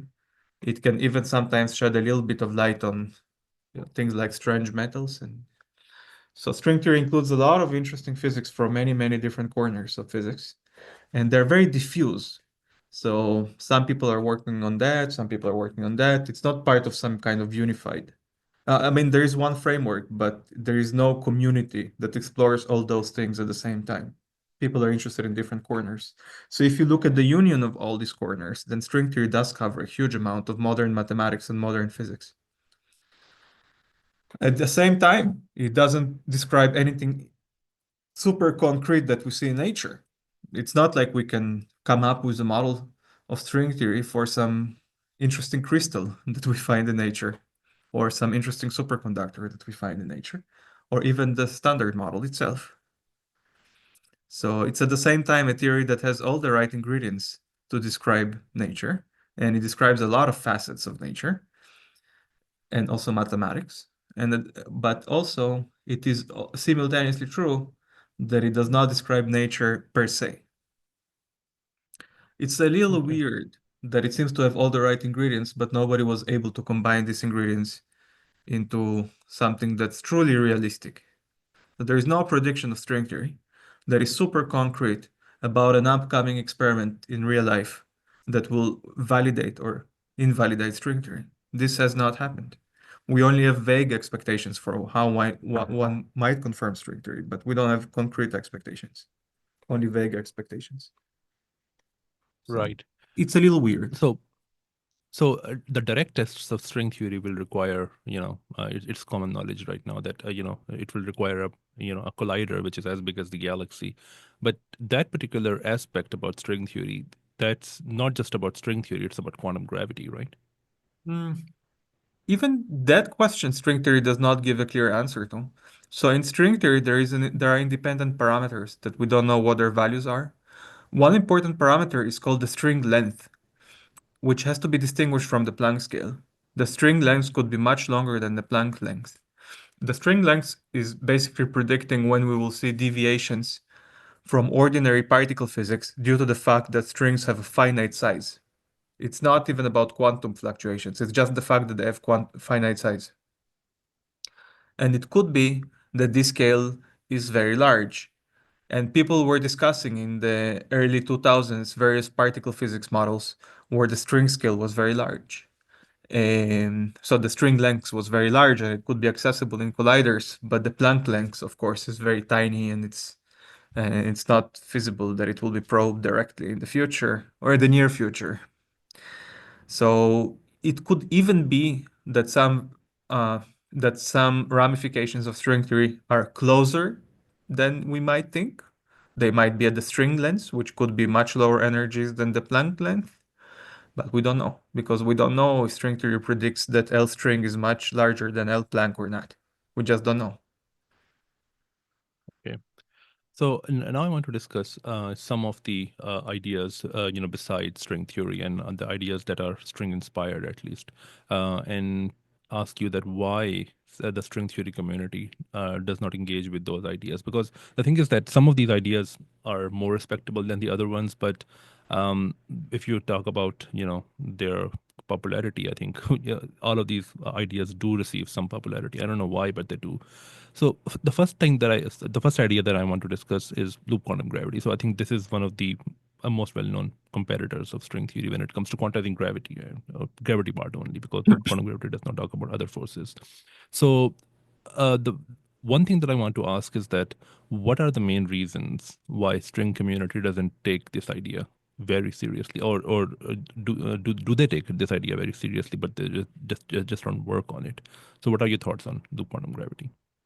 Well, we can actually use this opportunity to circle back to something we discussed like an hour ago about the fact that if you just try to quantize Maxwell equations, just ordinary free photons, that will be a highly successful endeavor. There is a Landau Lifshitz book about the quantization of the Fock space of photons. That that is a much more trivial problem than quantizing the Einstein-Hilbert action. But that's the wrong thing to do because just the fact that there are some microscopic high energy fluctuations, like the positron-electron pair creation from the vacuum that we spoke about, that implies that there are corrections to Maxwell theory. And we've seen those corrections experimentally, like the fact that light can scatter from another light photon. So quantizing F mu squared is not correct. If you That's not the theory of nature at very low energies. It's an approximation, but it's not exact. There are corrections like F mu to the power 4, F mu to the power 6, F mu to the power 8. There is an infinite series of corrections. And if you want to get a precise, ever more precise approximation to the theory of light and photons, you must include those terms. And as you crank up the frequency of the photons that you scatter, they become more and more important. And eventually, they become order one. So you cannot neglect them. Similarly, the whole idea of loop quantum gravity is based on a clever change of variables. At least some of the old ideas in loop quantum gravity were based on a clever change of variables that Ashtekar found to go from Einstein-Hilbert action to some other variables that look a little bit more convenient, and then they try to quantize that. But that's the wrong thing to do. There is no reason to believe it's against the spirit of the renormalization group, in the same way that it's against the spirit of the renormalization group not to include light by light scattering. It's against the spirit of the renormalization group to drop corrections that go like r mu squared, r mu cubed, covariant derivatives. There are infinitely many more terms. And the whole point of quantum gravity is to predict those coefficients. There is no sense in quantizing gravity without predicting those coefficients. In any formulation that you try, there will be some ambiguities that will appear as you crank up the energy of the gravitons that will force you to fix those coefficients. And unless you have an a priori principle that fixes those coefficients, there is no point in doing this exercise. So what the loop quantum gravity community, at least early on, was trying to do is to find a clever change of variables and literally quantize the Einstein-Hilbert action. And this makes no sense because the Einstein-Hilbert action leads to ever more strongly coupled gravitation scattering of gravitons as you crank up the energy. So initially it works, you can quantize it. We can calculate corrections using the Einstein-Hilbert action. But as we increase the energy, we lose control in the sense that the amplitudes become large, the probabilities become large, and eventually exceed 1. And it's clear that you have to add more terms. And it's also clear in the Hamiltonian formulation because there's normal ordering ambiguities that force you to add more terms. So it's just not the right thing to do from the point of view of power counting or the renormalization group. There are many, many attempts that people try to discretize the Einstein-Hilbert action, Regge calculus, and loop quantum gravity, and try to quantize it as if it's a fundamental theory, but it's not a fundamental theory. It's against the whole spirit of the renormalization group. There are certainly corrections that go like r mu to the power 2 and so on. You can do a small exercise in graduate school. You can compute the correction from integrating out electron-positron pairs from the vacuum, exactly like we do for light by light scattering. And you'll discover that the electron itself generates the wild term squared, and many other counter terms. It just makes no sense to ignore them. Of Right. course, Okay. if you just want to compute quantum corrections to low energy questions in general relativity, let's suppose you want to compute the first h bar correction to Newton's law. We learn Newton's law in school. 1 over r squared, good and well. Let's suppose you want to find the first quantum correction. You don't need loop quantum gravity for that. You put two bodies in GR, you do a loop correction using Einstein-Hilbert, just standard one loop correction, and you'll find the first correction. Mm-hmm. This is in the literature. There are quantum corrections to Newton's law and so on. So we need quantum gravity to make predictions about effects that are very small at low energies and long distances. That's the renormalization group idea. But when we decrease the distances, these corrections become bigger, or when we increase the frequency of gravitons, these corrections become bigger, and we don't know what the coefficients of these corrections are. So the whole point of quantum gravity is to predict it. If you told me tomorrow what is the value of the next 17 corrections to Einstein-Hilbert, like r mu squared, r mu cubed, I don't need to look quantum gravity. I could quantize it myself. I could use those corrections to compute the corrections to Newton's law. So I think the challenge is to compute these corrections. That's what the theory of quantum gravity is supposed to do. Let me give you another example. In Pion physics, the pion is not a free particle. There is a probability for two pions to scatter into two pions in a non-trivial fashion, not just going through each other, but they actually scatter. You can try to quantize the theory of pions. That equally makes no sense because the correct thing is that there are many other terms that you can write in the pion Lagrangian with 4 derivatives, 6 derivatives, so on and so forth. And to correctly quantize the theory of pions, you need to know all of them. And how do we predict all of those coefficients? That's why we invented, well, that's why people before my time invented QCD, quantum chromodynamics. Quantum chromodynamics predicts all those coefficients. And it says that the correct way to quantize the pions is to have rho mesons and omega mesons and integrate them out. And so that's what it means to quantize a theory. What it means is that to come up with a prescription that fixes all the counter terms, say, using some jargon, all these Mm-hmm. unknown coefficients that are dictated by the renormalization group. Right. And well, although it doesn't predict the coefficients, but I think here the work of someone like John Donahue becomes relevant because he calculated the correction to the Newton's law using the Sure. first few Yeah, corrections. you don't need loop quantum gravity to compute quantum Mhm. corrections. There are, people often say we don't know how to unify quantum field theory with quantum gravity. You probably heard people say that. It's written in many Mhm. textbooks and many like clickbaits on the internet. It's completely false. People have known how to quantize gravity for ages, as long as you discuss questions that concern low energies. If you ask questions that concern long distances and low energies, even I can calculate corrections from quantum gravity. I can compute one loop diagram of gravitons, extract the meaningful piece of it, and that gives you the leading H bar correction. So for instance, as you said, John Donahue and others computed the force between two masses. You take two masses, you want to compute for the H bar correction, no problem. You don't need loop quantum gravity. But what's the problem? The problem is that if you want to be super precise and you want to predict even more precisely quantum corrections to this question of two masses, you eventually will need to know what's the coefficient of r mu squared. You will need to know that because it slightly modifies the propagator, it slightly modifies the loop that you need to calculate. So at some point, when you want to go to very high precision, you will need to know these counter terms.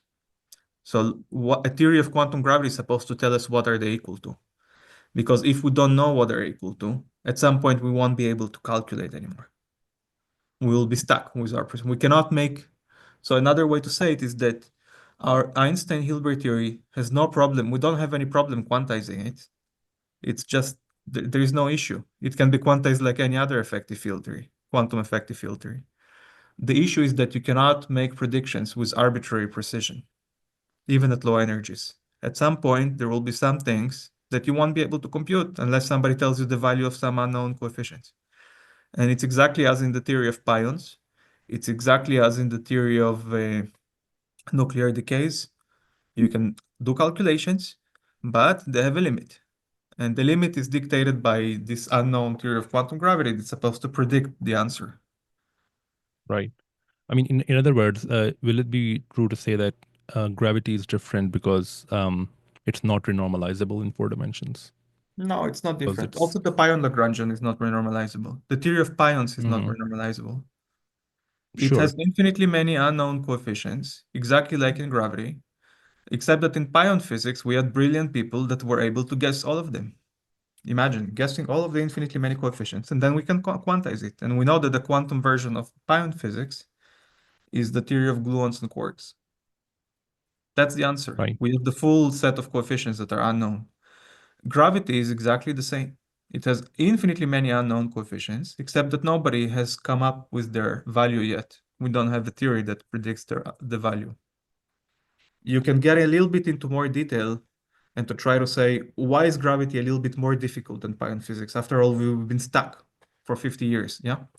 And the issue is that in Pion physics, it turns out that you can find these infinitely many unknown coefficients by a relatively simple guess. It's a theory of quarks and gluons, and that does the job. In gravity, you can kind of prove a theorem that no simple guess can work. You Okay. can make it precise. I can make this statement very precise if you like. But there is a sense in which no simple guess with like a few more particles will work. Does it have anything to do with Weinberg-Witten theorem or no? I don't see the connection, but it must be connected Okay. in some way. So You what must be theorem are you right. talking about? There must be some roundabout connection. I just don't see it right away. Okay. Okay, I Weinberg-Witten see. theorem is a theorem about emergence of spin 2 gravitons out of the blue. So Mhm. I'll tell you what the roundabout connection is. You can say that maybe Mhm. the graviton is not a fundamental particle, but it comes out of some many-body system with Mhm. relativistic invariance out of the blue. Like we have a lot of spin 2 mesons in QCD. Maybe there is a version of QCD with a massless spin 2 meson, and then we're done. That will be our graviton. And Weinberg-Witten theorem says that it's not possible. So indeed, you are right. You can interpret the Weinberg-Witten theorem as saying that it's a little bit more difficult with gravity than with a than with a, like let's say W bosons or nuclear decays. You can interpret it in this way if you like, but Mhm. I think it's more nuanced. Either way, my the takeaway message is that there is absolutely no issue in quantizing gravity. The issue is that our predictions have a limit on their precision. And to get arbitrarily precise predictions, we need somebody to tell us the value of various coefficients, which we have not been able to measure or determine from theoretical physics. And that's the job of quantum gravity. Quantum gravity is supposed to speed them up. Right.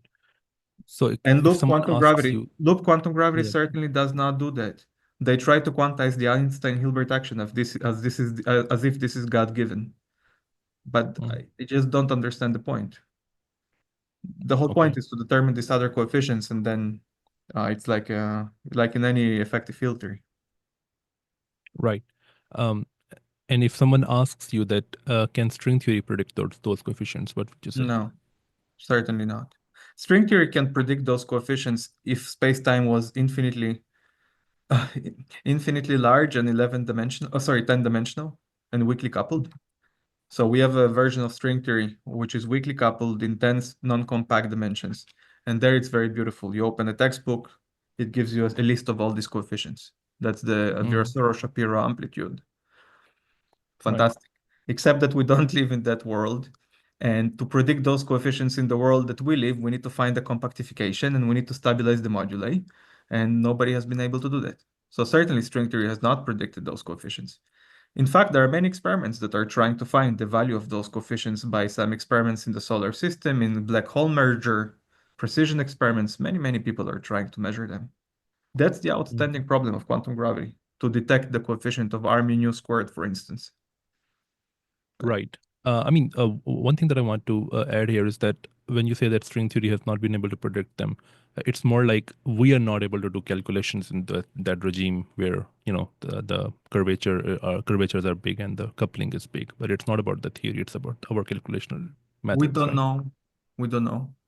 To predict them in our universe, we have to find the compactification of string theory that looks like our universe. Hmm. Okay, I see. But Okay. we don't have a clear candidate. Okay, I see. So string Okay, theory so has the reason mhm, that string theory is exciting, or at least that's the historical reason that people jumped on board, is that it predicted those coefficients for infinite 10-dimensional space-time with supersymmetry. And that was the first time that anybody saw a theory that actually made such a prediction. Once you have these coefficients, you're done. You can calculate arbitrary in principle, arbitrary corrections to the problem of computing the force between two bodies, for instance. Uh, so right, that was exciting, but there is a distance to go from that to our universe, and that distance has not been bridged. People like yourself are working on that, and it's an open problem. right. Okay. So the second outside idea that I want to talk about, I don't know if I should call it outside, but it's not mainstream, is the idea of modified Newtonian dynamics, which is sometimes referred to as one of the candidates for, an alternative to dark matter, right? Mm. So Mm. first question that I want to ask you is that what are even the motivations to consider this idea in the first place? Yeah, that idea, I actually was infatuated by this idea when I was a little younger. I spent a year with Professor Volansky from Tel Aviv University. We worked on MOND, on modified Newtonian dynamics. So I thought that this idea was beautiful at some point. Uh, so the po- so the main I mean, I'm going to present why I was interested in this idea, and then I'll tell you what it explains phenomenologically and where does it stand now. So the reason that I was interested in this idea is because there is a theoretical appeal to it. So the first thing you learn about maybe gravity, static gravity in school, not in some undergraduate, is the Poisson equation. That if you act with the Laplacian on the gravitational potential, you get the density of matter. That's fantastic. That equation is not conformally invariant because the Laplacian, this is in three dimensions, right? We're talking about static gravity. So we're writing a Laplacian in three space dimensions. And the Laplacian in three dimensions has very nasty transformations under conformal transformations. So if you look at the modified Newtonian dynamics, at the end of the day, what it does is that it replaces the Laplacian by a conformally invariant operator, which roughly speaking is the Laplacian to the power 3/2. I'm being a little bit schematic, but it's roughly a fractional power of the Laplacian. And then you get conformally invariant solutions, and it's fantastic. I mean, theoretically, it sounds so cool, right? It's a conformally invariant version of the Poisson equation. Okay, now in physics, it's not like MOND is saying that the Poisson equation is wrong. Of course, gravity works. What they're saying is that if you go to low enough accelerations, if you look at bodies that have tiny, tiny accelerations, then the Poisson equation will break down and it must be replaced by the conformal Poisson equation, where there is this fractional power of the Laplacian. Why So, would it break down? I hmm? can't see why. Why would it Yeah, I'm break gonna down? I can't explain see now. why. I'm gonna explain now. Okay. So the modified Newtonian dynamics is the postulate that for accelerations which are small enough, what does it mean small enough? Smaller than 10 to the minus 12 meters per second squared. So you've never in your life seen an object with that small acceleration, okay? It's 10 to the I've minus seen 12 meters. objects. I've seen objects with zero acceleration, but Where? Where? I mean, any object that is not moving in my No, frame. but we're moving on the Earth. Just Well, I mean, we're not- relative to me, it's not accelerating. So, no, but you have to count it. The Earth is already okay. accelerating. So yeah. Okay, I see. You've never in your life seen accelerations that are so little. Let me just put it out there. So small. Mhm. Um, so the main tenet of this of modified Newtonian dynamics is that if the accelerations are below 10 to the minus 12 meters per second squared, you have to replace the Poisson equation by a fractional power, which is conformally invariant. Now, why would you do something crazy like that? So if you solve the equations of motion with this fractional power of the Laplacian, you will find out that objects with very small acceleration, like if you look at the just you repeat what Kepler did. No, you repeat the Newton or Kepler, you repeat the exercise of finding the circular orbits around the star. And they obey Kepler's laws. But if you go to very small acceleration, you have to redo the exercise because you have a different equation. And what you find is that they have a terminal velocity, they have an asymptotic velocity that's not zero. So even for stars that are very far from the source, they'll keep going with some very special velocity that I think goes like the fourth power of the mass at the middle. So there is some terminal velocity. And that's what people see when they observe galaxies. So when you observe galaxies, there are deviations from Newton's laws. If you look at the visible matter, if you just look at the galaxy, you see a lot of bright spots, and you call those bright spots stars. You calculate how much mass, and then you solve the Kepler equations. And if you do that, it doesn't work. Okay? Hmm. Meaning that the velocities that you would get from the Newtonian approximation should go to zero when you go very far from the source. But what you see in real data is that the velocities stay approximately constant. I think it's called the Tully-Fisher law in astrophysics. Hmm. It's Yeah. like that the Hmm. velocities stay constant. Tully-Fisher law. And Newtonian dynamics cannot explain that. So dark matter explains it very easily. Dark matter says that the objects that you see in the galaxy is not all there is to it. There is like a lot of dark matter in the galaxy that you don't see. And the dark matter extends far beyond the visible matter. So the dark matter is much more diffuse. And that's why objects keep circling at non-zero velocity, because there is a lot of matter that you don't see. That's the dark matter explanation. The MOND Hmm. explanation is that when you go far away from the source, the accelerations are very small. And you have to replace the Newton law by something that's conformally invariant, and you get a non-trivial velocity. And, Right. and the amazing thing is that when this paper was written by Professor Milgrom in the 80s, he just checked it for a few galaxies, if you look at the original paper. And he found this 10 to the minus 12 meters per second squared. But since then, people discovered thousands of galaxies, and more or less all of them can be fit with very impressive precision with the same value of the critical acceleration, 10 to the minus 12. So the same one Hmm. free parameter that that equation had explained not two or three galaxies, but thousands of galaxies. And that's why it took off. Right. It was so impressive. But of course, this paradigm has a lot of intrinsic problems, which make it highly unsatisfactory. And I think by now, the vast majority of the community views it as completely ruled out. First of Hmm. all, there are clusters of galaxies where the accelerations are very small and they cannot be explained by the same principle. You need to throw in dark matter. Like Hmm. without extra matter that you don't see, it doesn't work. So if you start throwing in dark matter, you might as well just give up on MOND. What's the point of having modified Newtonian dynamics if you need dark matter anyway?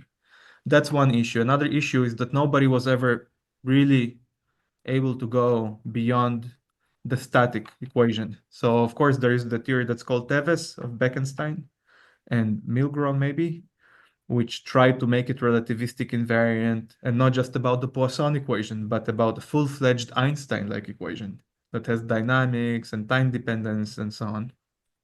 But this is very cumbersome and very unconvincing, very inconvincing what they've done. Right. So the relativistic extension doesn't really work, or it's extremely cumbersome. The data doesn't fully agree, and also it doesn't seem dark matter does such an amazing job explaining the observations on the CMB that it's hard to dispose of it at this point. And finally, people who work on dark matter, experts that work on dark matter, told me that by this point, they have no problem explaining the Tully-Fisher law with dark matter models. Hmm. I mean, one point that I want to clarify here is that this deviation that you talked about, on be based on okay, if you just talk about naive Newton's law of gravity, then you would expect the rotate the velocities of the stars at the edge of a galaxy to die down as you go out of the galaxy, right? But the thing is that, as you mentioned, that it stays constant. But if MOND is correct, then this should happen for every galaxy. I mean, even if we find a single galaxy where this doesn't happen, then that will be a problem for MOND, right? And Yes, I think there are some galaxies out there, discovered probably last year, yes, something like NGC yes, 1277, yes, something like that, where this yes. has been seen, right? MOND had a very long golden era that more galaxies that you looked at, it looked more and more convincing.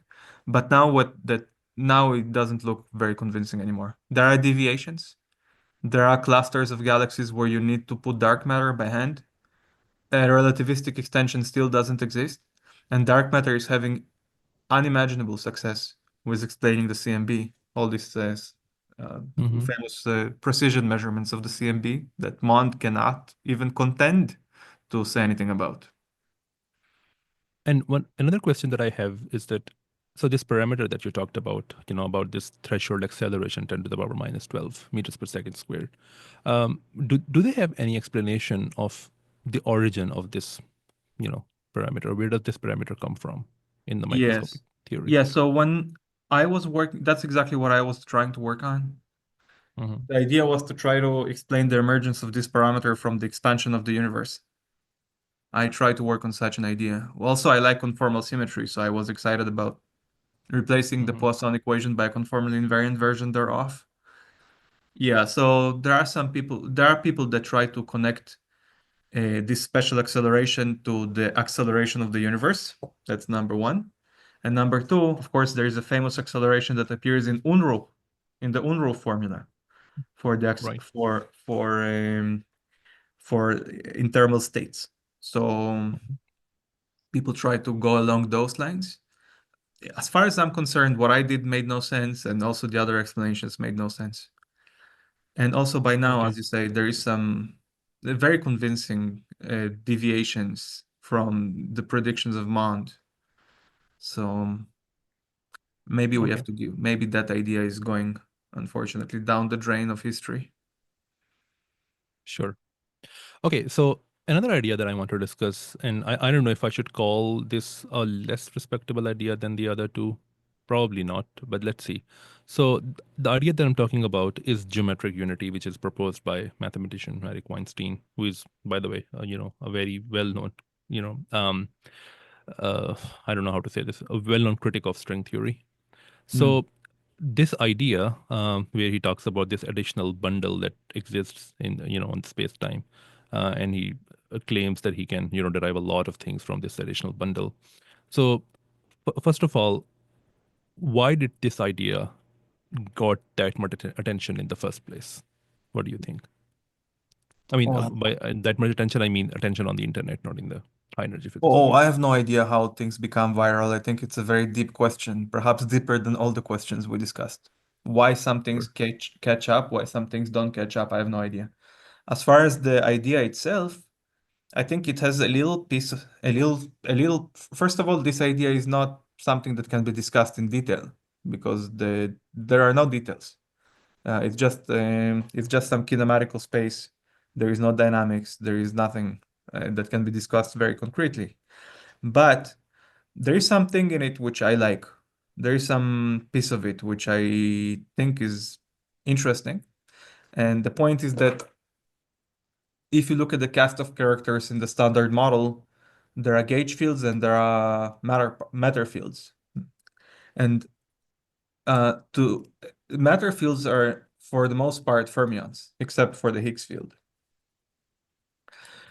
And there is a distinct that somehow they're a little bit distinct because to define a gauge field, you don't need a metric.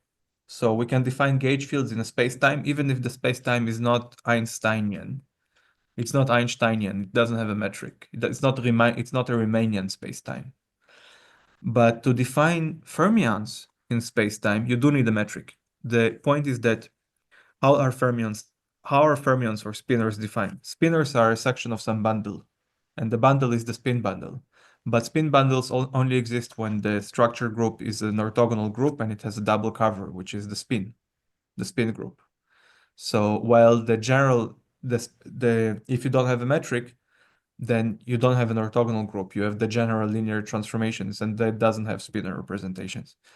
So I think that Weinstein, if I remember correctly, Weinstein makes this observation that gauge fields require no metric, while fermions do require a metric. And he's saying that this is not satisfactory. And he came up with this 14-dimensional space-time, which also doesn't have a metric because the metric is like a 10-dimensional bundle. over our four-dimensional space-time. It's the bundle of all possible metrics. And he says that this is more appealing. I Yeah. mean, aesthetically, I agree. If we can somehow find a formalism where everything is treated on the same footing, of course, it will be fantastic.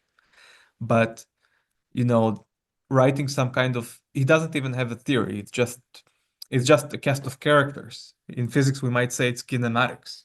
It doesn't have dynamics. It's just a cast of characters. So maybe in his theory, the cast of characters is a little bit more uniform in some way, but it has a lot of technical problems because the devil is always in the details. Mhm. And I remember there were some very clear rebuttals of a lot of technical details. I also found some issues.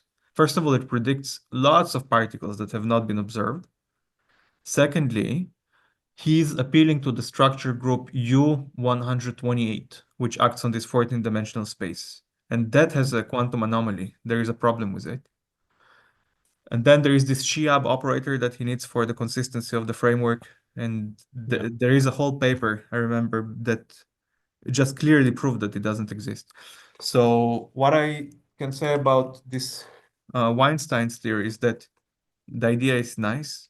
I have nothing against the idea itself that, making fermions and gauge fields is not somehow on the same footing is cool, nice. Mhm. But Sure. the question is, what do you gain?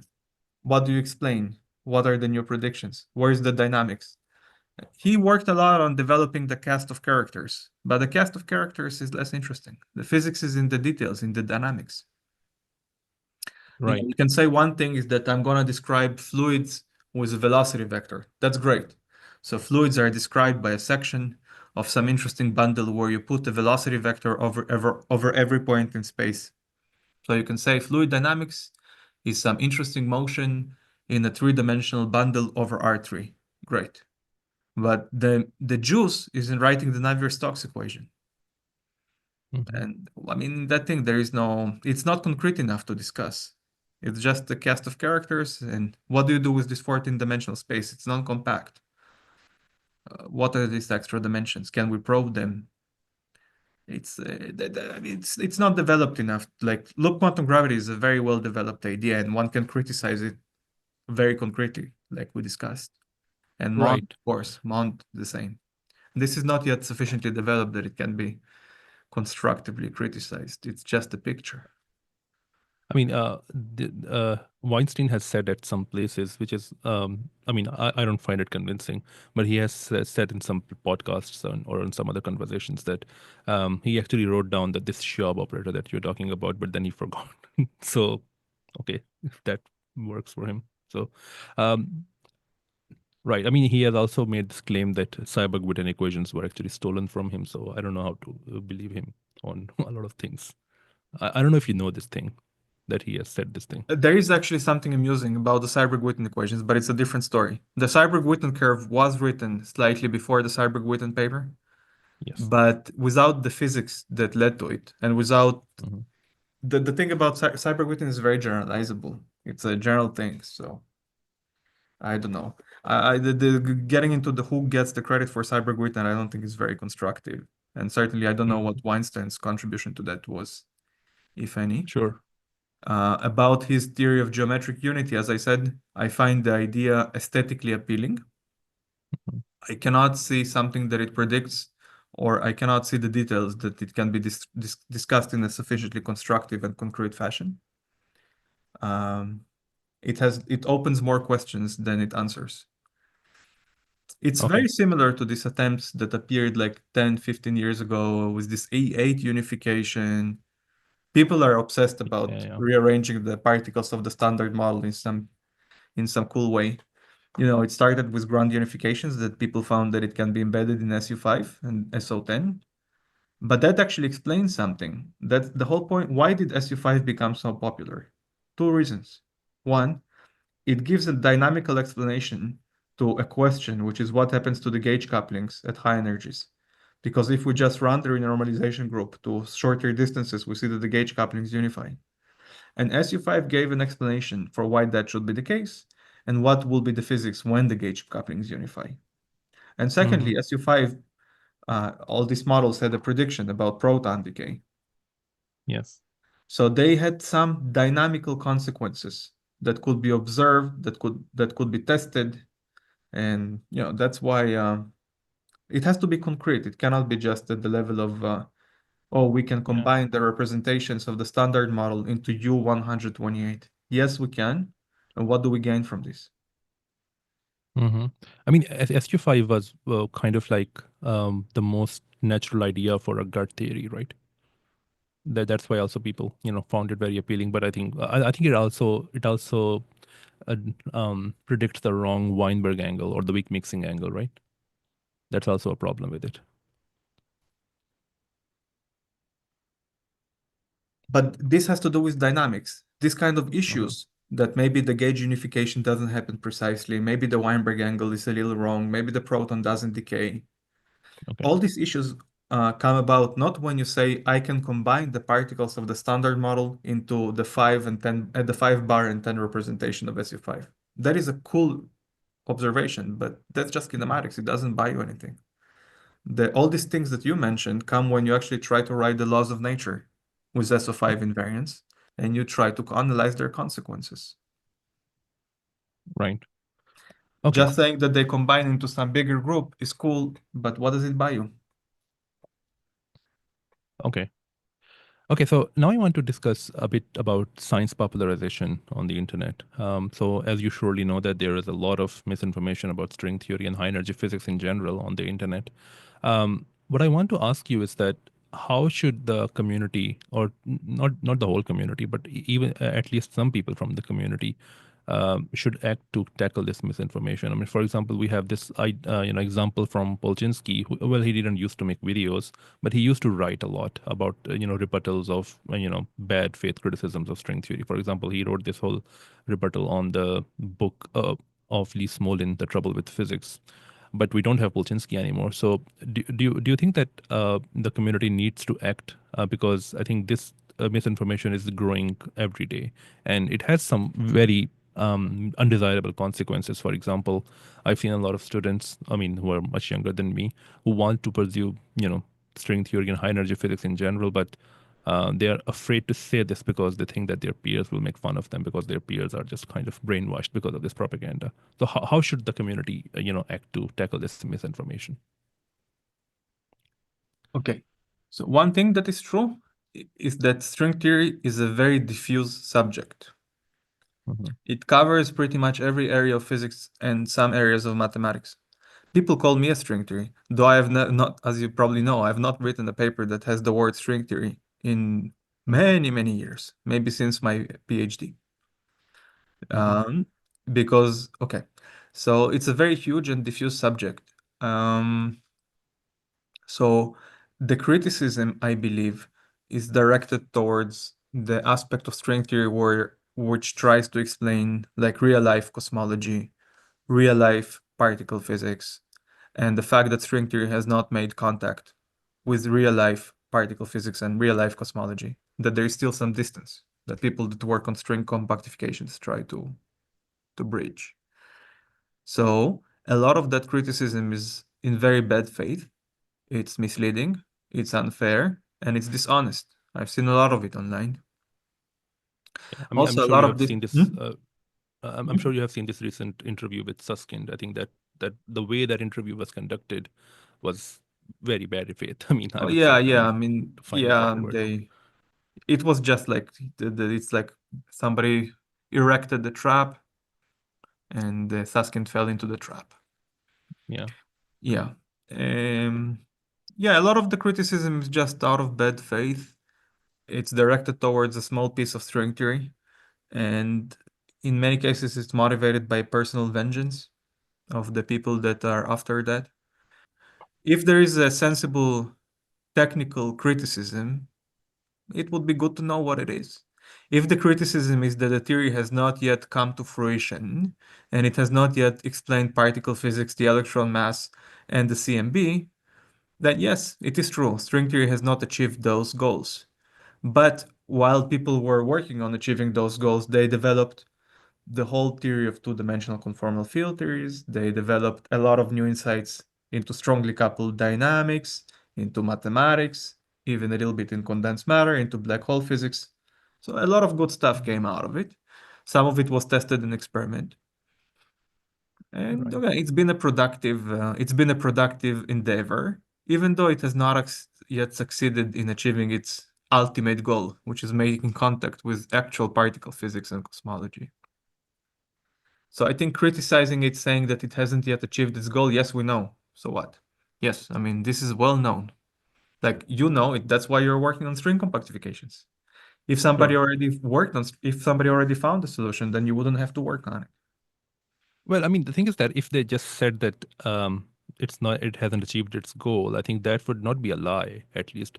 But my problem comes in when they start to question the intentions of the people who are working on this theory. For example, a lot of people are making this narrative online now that this community, the community that works on string theory and string inspired ideas, they don't want to make progress, and they just want to give this impression that they are making progress so that they can have the grant money coming in.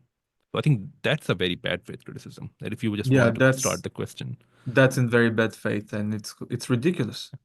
Because if you look at what various people that are top string theorists in quotation marks, I mean, Mhm. what they've done, a lot of them made a lot of contributions to many different fields in physics and mathematics. People just Mhm. try to, you have one lifetime on this earth. Why would I try to maximize my, I have in this one lifetime on earth. Do I want to spend time stealing a little bit of grant money from some other community? That's ridiculous. I want to spend my life doing creative stuff, contributing to science as much as I can, working on problems that I think are important.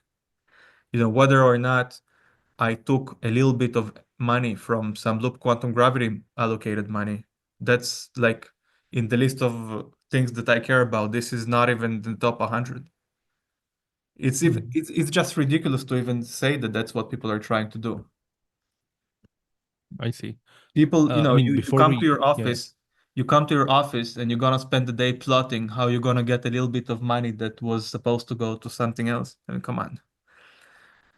People want to use their time on this earth to make a, make a contribution, a substantial contribution to humanity, to science. And indeed, many string theorists work on many different fields of physics by now, because that's where they mm, see that they can make a contribution. You can find people that are formerly string theorists like me, in quotation marks, in many, many different areas, ranging from quantum field theory to machine learning to the stock market to whatever.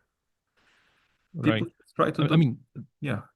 there are people in this world whose aim is to make money, but scientists are not But you among these don't make people, money out of right? the NSF or the Yeah, DOE. This is peanuts. yeah, of course. That's the thing. I mean, I mean, you're blaming somebody for dedicating their life to steal a few hundreds of thousands of dollars of NSF money from some colleague of theirs is insane. Like, yeah, I mean, it's like saying that you're the most petty person that has ever walked on this earth. It's equivalent to sure. that statement. I mean, a lot of physicists go to Wall Street. I mean, you can go to Wall Street to make money if you really want to make Yeah. money, right? I mean, I you mean, don't if need you to be want in to, academia. if I told you that you spent your last 20 years trying to steal $100,000 of NSF money from your colleague, that would be the same as if I were to tell you that you're the most petty and uncreative person that has ever walked on this earth. Hmm. This kind of Right. criticism just makes no sense. People show up in the office with enthusiasm for the most part and try to work on open problems in physics and mathematics and whatever is interesting to them. Maybe machine learning nowadays, I don't know, condensed matter, whatever. Hmm. They don't show up in the office thinking about how to plot against their loop quantum gravity colleagues in stealing a few pennies here and there. This is absolutely not something. I knew Joe Pulczynski very well. I know many of the more senior people very, very well. This doesn't occupy any of them, even to order epsilon cubed. This idea of how much, grant money they are going to take from some alternative theory that may or may not be on the right track. The criticism range from completely ridiculous to just the obvious statement that it has not explained the electron mass and has not allowed us to compute the proton mass. So there are many Sure. different Okay. Okay. criticisms. Some of it is ridiculous. Some of it is trivial. So I'm just saying that if there is actual technical criticism, it better be presented, just one correct technical argument. For instance, somebody does some calculation, it leads to an infrared divergence, therefore string theory is dead. That would be better Mhm. than any of the 100 other arguments that I've seen online. That one Okay. concrete argument, which is technical and precise, is better than 100 arguments which are ridiculous and are sociological in nature, like this argument about the grants, which is ridiculous, or all the arguments which are tautological or obvious. For instance, that string theory still has open problems that were not solved. Of course, there are open problems. So I Right. would prefer Okay. like some concrete argument that could be resolved by computations.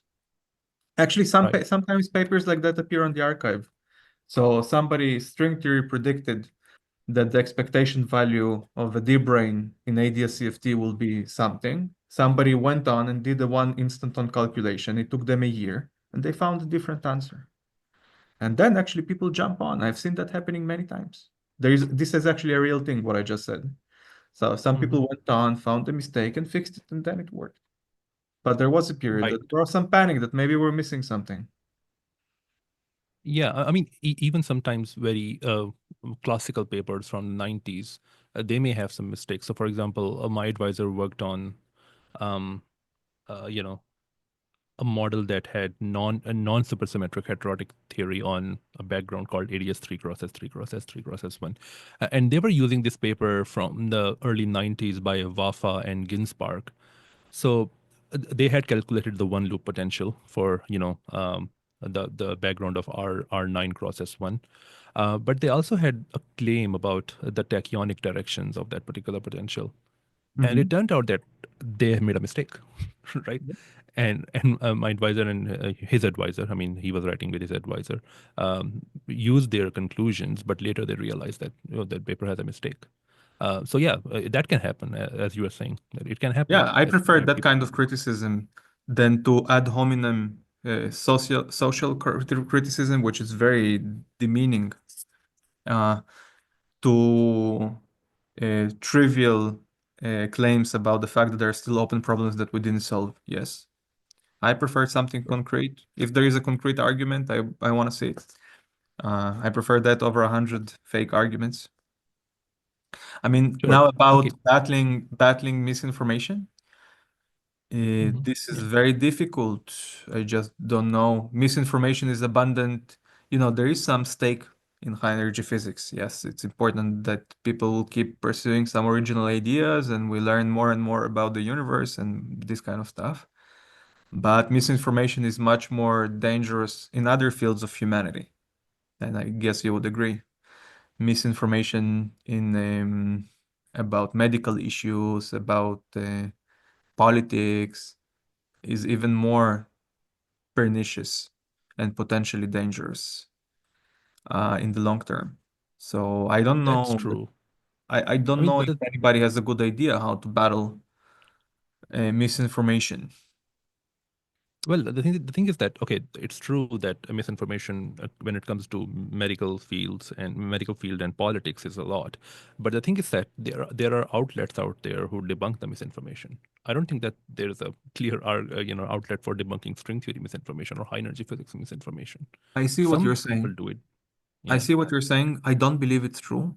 I think that the amount of misinformation in fields outside of science far Mhm. exceeds the amount of misinformation that can be debunked in fact-checking sites. Sometimes I you will agree. see that some article was fact-checked and somebody would write what is wrong, what is right. On Twitter, there are these community notes that sometimes give you a hint, but that's just an epsilon.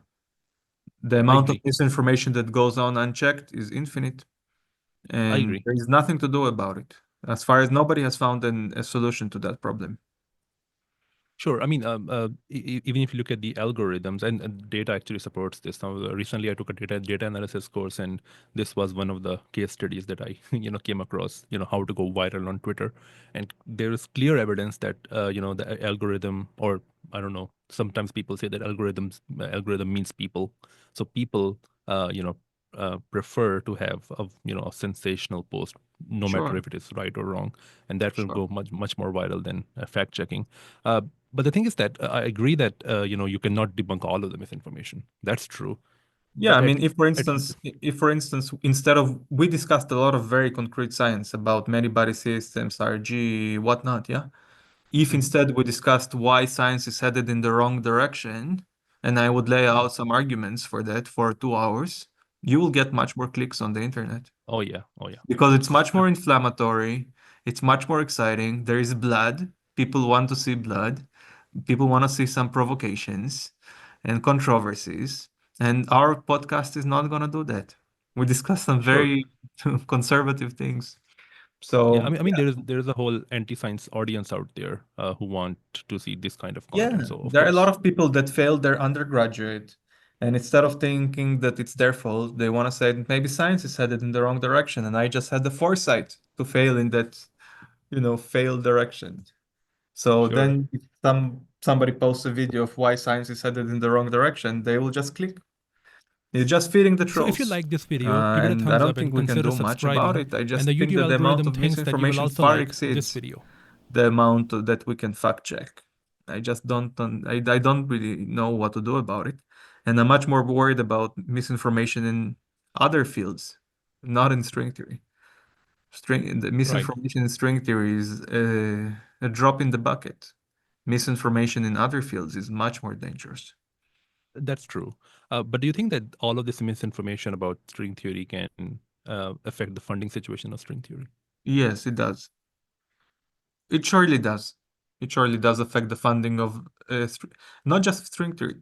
People say that there is no progress in physics. There are some podcasters that say that. There are some YouTube videos that say, forget about string theory, that there is no progress in statistical physics, there is no progress in condensed matter, it's all the same, and it's all stalemate. There is just nothing going on. This affects the funding for those fields as well. In fact, the funding has been decreasing effectively for many, many years. There is some, of course, there is a lot of funding now for quantum computing and AI because there is a lot of excitement about it. But if you look at the traditional areas of pure research in mathematics and physics, I think the funding has not kept up with inflation. It certainly has decreased effectively has decreased somewhat. And it might be in part because there are many pundits on the internet that create the impression that there is nothing going on. But guess what? There was nothing going on for the vast majority of the 18th, 17th, 19th century. Like once in a while, there was a huge breakthrough. We remember, like from the 19th century, yes, there was Maxwell and there was Faraday, and there was some, development in mathematics. But if you look like year by year, there may have been years that nothing happened. It's just the ordinary course of science. Nothing in particular happened in 1954 or 1955. It's just the same. Sometimes there's a big breakthrough. It can happen once in 20 years, but for the most part, it's just incremental progress. I mean, wasn't there a parity violation in 1956? Yeah, once in a while, there's something fantastic that happens. Hmm. Okay. But Okay. for the most part, progress is very incremental. That's true. Um, but do you think that one of the reasons why there is not a lot of progress in fundamental physics is that if you look at people who were working on quantum field theory in the 70s, 60s or 70s or 80s, they didn't have a lot of experimental support, but they did know some experimental clues that actually guided them to the right directions. Yes, But when you're working on quantum gravity, that experimental support is meager. I mean, it's not a yes, lot for you to yes, guide. So yes. that's one of the reasons. Um, Quantum filter is you're asking about quantum filter or quantum gravity? Standard model. Well, I'm talking when I'm talking about the 60s and 70s, I'm talking about standard model. But right now, I'm talking about quantum gravity because that's the Yes, recent quantum problem. gravity is not guided by experiment at the moment for sure. That's Mm. a big issue.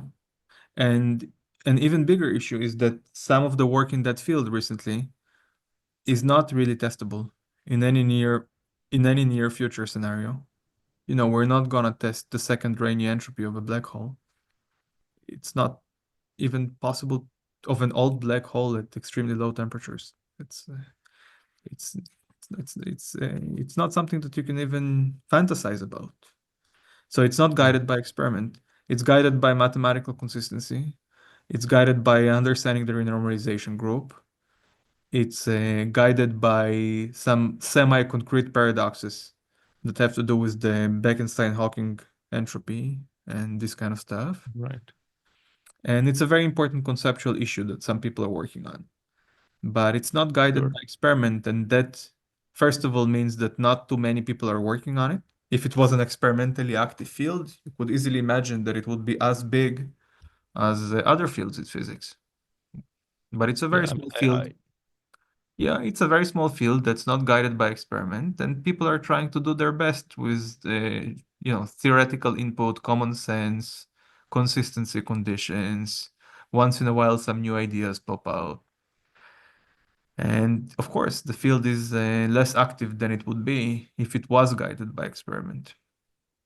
By well, contrast, the field of, mhm. yes, I'm sorry. I Please was go just on. saying that by contrast, the field of many body physics, quantum field theory, is very active, very big, because there is a lot of experiments in condensed matter and a Mhm. lot of computer simulations that can be done to test the new ideas. Hmm. Right. I mean, I laughed a little when you said that it is guided by mathematical consistency because recently there was this huge Twitter feud over whether mathematical consistency is necessary or not. And I can't believe that we have to argue that in this day and age. Because the thing is that someone, I think Thomas said this, that Thomas Van Reed said this, that Oh, we are talking about Thomas Van Reed. Thomas van Riet, yeah. Yeah, so he said it somewhere that mathematical consistency is one of the things that string theorists are working on. And Sabine said that, mathematical consistency is not required for physical theory. And I think that led to a huge argument over the Twitter. So can you explain in simple words that why No, mathematical what consistency is required? mathematical I mean, mathematical right. consistency. So if you say that point particles move under the Newton laws with 1 over r squared potential, that's not a Right. mathematically consistent theory. Because if you put n particles which are truly point-like and you just evolve the system with the Newton equations, sometimes Hmm. particles will just come arbitrarily close to each other and accelerate to infinite velocities and the equations break down. Yes. Okay, Right. so the equations that govern point particles moving in Newtonian under Newtonian potential is not mathematically consistent. Yet it's the most fundamental thing we study in physics. Similarly, it may be that the Navier-Stokes equation is not mathematically consistent, but the point is that physicists, when they write mathematical laws, it's again coming back to this question of effective field theory. There is some range of applicability. And inside the Exactly. range of applicability, it better make sense. So, for Right. instance, in Newton, when we discuss Newton's laws, if we see that two particles come infinitesimally close, we know that every particle in the actual universe has a finite size, and we must Mhm. regularize the system and then show Right. that it's well defined. I mean, So, physics. Mhm.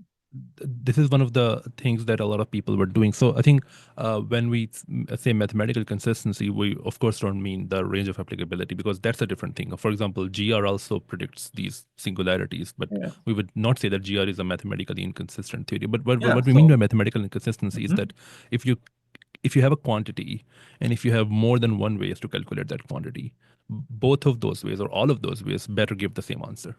Within if it's within the range of calculability. Yes. Yes, You could exactly. ask about quantities that are slightly outside, and that's like this Yeah. quantum gravity thing.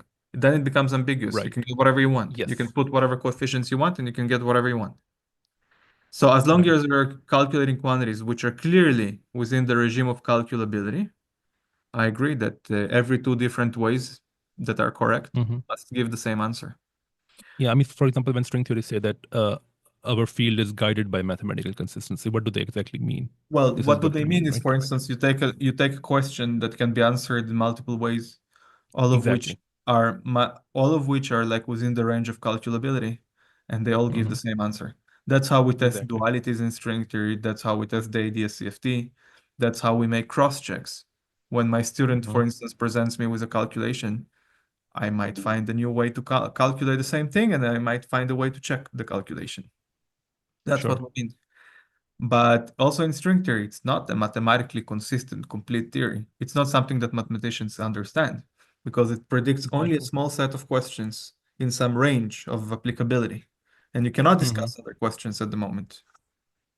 Right. But if you stick to that particular definition of mathematical consistency, that if you have multiple ways to calculate something in the range of applicability, then it should give the same answer. Of Then it's course. consistent. But it's not consistent in the sense of the Godelian sense, because some people were also bringing those arguments in. Of course, we're not Right. talking about those things, right? Right. For instance, in quantum field theory, if you try to calculate an observable and you did a computation and you are very precise and you did not make a technical error, and I did a calculation and I did not make a technical error, and we found different answers, there is an interpretation for that, which is that the quantum filter was missing a free parameter, like we discussed many times, for the light by light scattering, for the Einstein graph, or maybe something that's determined by some lattice that's underlying the condensed matter system for which the quantum filter is an approximation. So if we get different answers, we might say that we're computing a quantity that's not universal, that it was not within the range of possible quantities to compute. It was a quantity that demanded external information that we did not specify. But then Hmm. there are the quantities that we're calling intrinsic. The intrinsic quantities are within the range of calculability. They do not require external information. So, for Right. instance, the first correction to the force between two bodies in Einstein's theory is within the range of calculability. So if you do this computation, you better get the same answer as Donahue. And it doesn't matter how you did this computation. It doesn't matter in which gauge, in which variables. You should get the same Ashtekar variables, palette, whatever. You will get the same answer. So we know that Einstein's gravity is mathematically consistent. For questions that are Mhm. correctly identified, they should give the method should not matter. Right. Okay. So now I want to ask you about the string theory community as a whole. So first question that I want to ask you is that do you think that the I think I have two questions, but I think I can just combine them. So the first question is that do you think that the string theory community is growing as a whole? Is it shrinking, or is its size is constant over the years? And the second question that goes with it is that do you think that the job market for high energy physics is very hard to compete in? And if you think that's the case, then why do you think this is the case? And do you think this is a good thing? I mean, So some people may say that competition is a good thing, it's not a bad thing. But what do you about the think it size is? of the community, it's very difficult because I don't know what is the community. It's a very diffuse and huge field. Am I a string theorist? Am I part of the community in your opinion? I've not written a Well, paper on string theory in ages. I wrote more papers in condensed matter than in quantum gravity. sure. I mean, if someone works on CFTs, I consider that person to be in a string But community, you know right? how many people work on CFTs in the condensed matter community? Yeah, I know, But right? the So a lot of the people. whole subject was invented in that. Yes. In some sense, the subject was invented in that community. In the second order transition between, let's say, Ising model in the ferromagnetic phase and the disordered phase on Sagar Hmm. solution. They were the first people that found conformal invariance in an interesting systems in nature. Is Onsager Okay. a string theorist? No. No, I no, just don't that's not know how true. to define I just don't know what do we mean by the community. I go to conferences in condensed matter. I go to conferences in particle physics. I go to conferences in quantum gravity. Hmm. I mean, we should really think about theoretical physics as one subject, in my opinion, because a good theoretical physics is a universalist or a generalist. You can kind of Hmm. intelligently discuss topics with your colleagues in the department in about pretty much anything. I agree actually with that. But for example, there is this data available on the faculty hires, based on the category. And there are three categories at least. One of them is phenomenology, the other one is lattice, and the third one is string. So they may have some definitions of what string Yeah, I means, think right? maybe that kind of statistics, the definition there would be ad hoc. It would mean that Hmm. there were people that worked on string theory in the 90s, they had like their own clique in the department, and now this group is hiring another person. Hmm. And even if this person is like me, who did not write a paper about quantum gravity forever, I might still like qualify as a string theory hire in that sense. But Okay. tomorrow I might also qualify as a condensed matter hire in some other university. Okay. So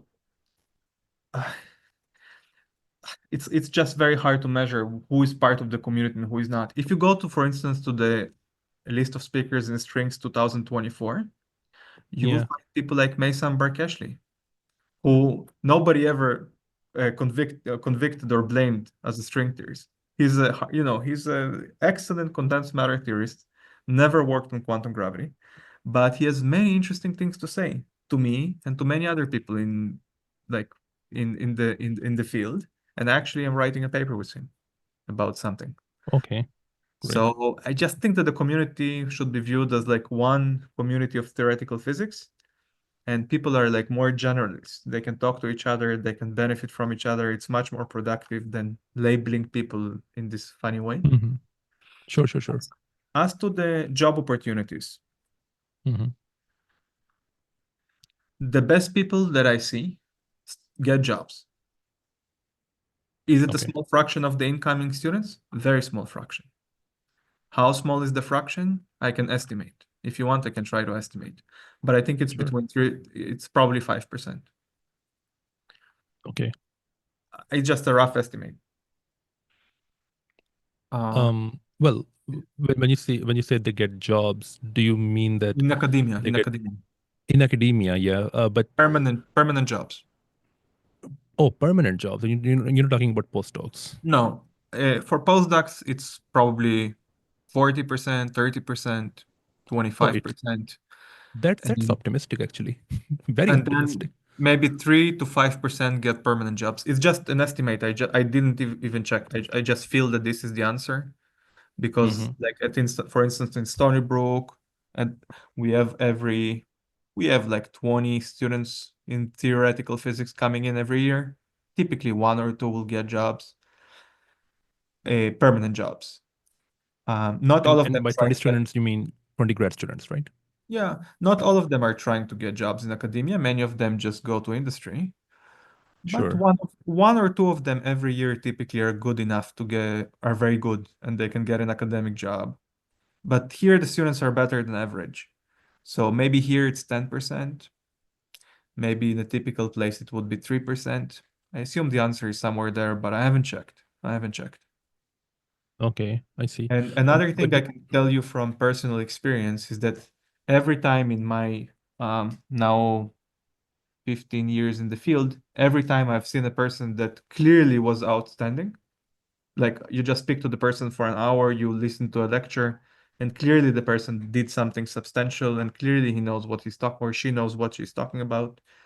That person would always end up finding an academic job. So I've seen very few cases of people falling between the cracks. well, okay, so I understand what you're saying, and I kind of agree with you. Although I'm surprised at some things that you're saying. I mean, happily surprised. But some people, when you present these kind of statistics, say that, do you think that you are not being a victim of survivorship bias?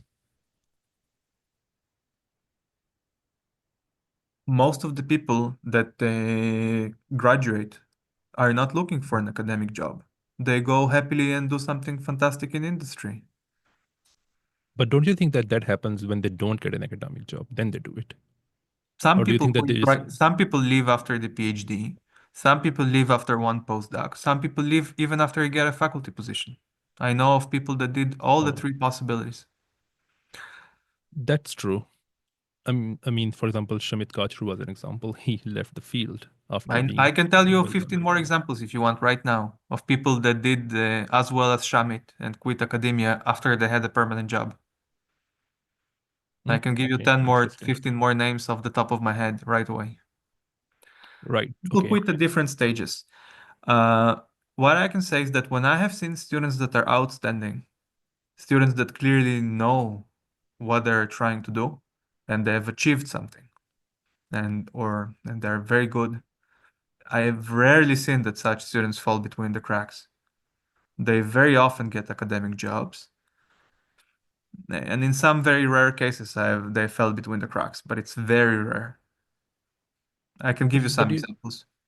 sure. I mean, but I really want to go into the meaning of the best students because um, okay, so when you say best students, do you mean that people who wrote a lot of papers, or people who didn't write a lot of papers but they know a lot of stuff? It was a subjective definition. I was talking about my personal experience. I have not run Hmm. statistics, obviously. It's way Sure, beyond. but what about your personal experience? What do you exactly I mean by?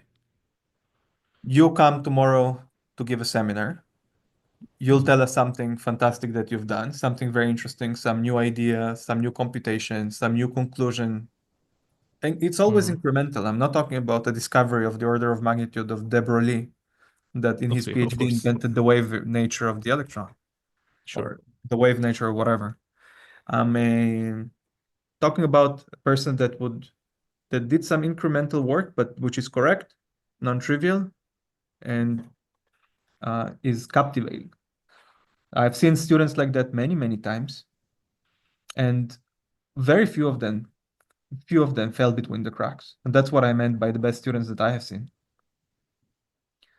Okay, I see. So it's not always about the number of papers because some people say that, No, oh, no, you I have don't more care number about of the number of papers. papers. We even took for postdocs people that had one paper or zero papers. If Zero this papers. person, yeah, yeah, yes, yes. There was one Okay. outstanding student with zero papers that got a great postdoc in the United States just because when this person came and he explained what he tried to do, but he failed and he didn't write a paper, but it was very close. It was clear that the person is outstanding. It was a great idea and it will work eventually. I I've see. seen one I'm case like I'm that. I'm a bit surprised at this because okay, so this is not coming from some data-driven deduction, but it's more like a rumor in the younger scientists. Uh, some younger scientists think that number of papers is actually a filtration system for postdoc It's applications. absolutely For irrelevant. example, Absolutely irrelevant. relevant or irrelevant? Irrelevant. Let's Okay. just before this recording today, we have Hmm. gone over the list of candidates this year, postdoc Sure. candidates. Some people had 7 papers, some people had 5 papers, some people had no. We made an offer to one person so far. He's number one in our list. I won't say the name, obviously. This person has Hmm. Okay. one paper with 2 citations, and he was the Okay. number one on my list, on and the list of all of my colleagues. Okay. Okay. One Why? more thing that I Why? want. Because Yeah. Yeah. because he came here, we talked to him, and it was clear that the Mhm. person is brilliant. Okay. I see.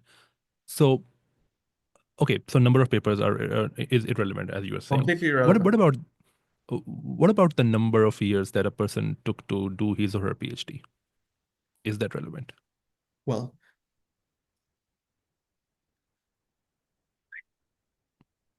it always varies between 3 to 5. Are you asking me if 3 is very different from 5?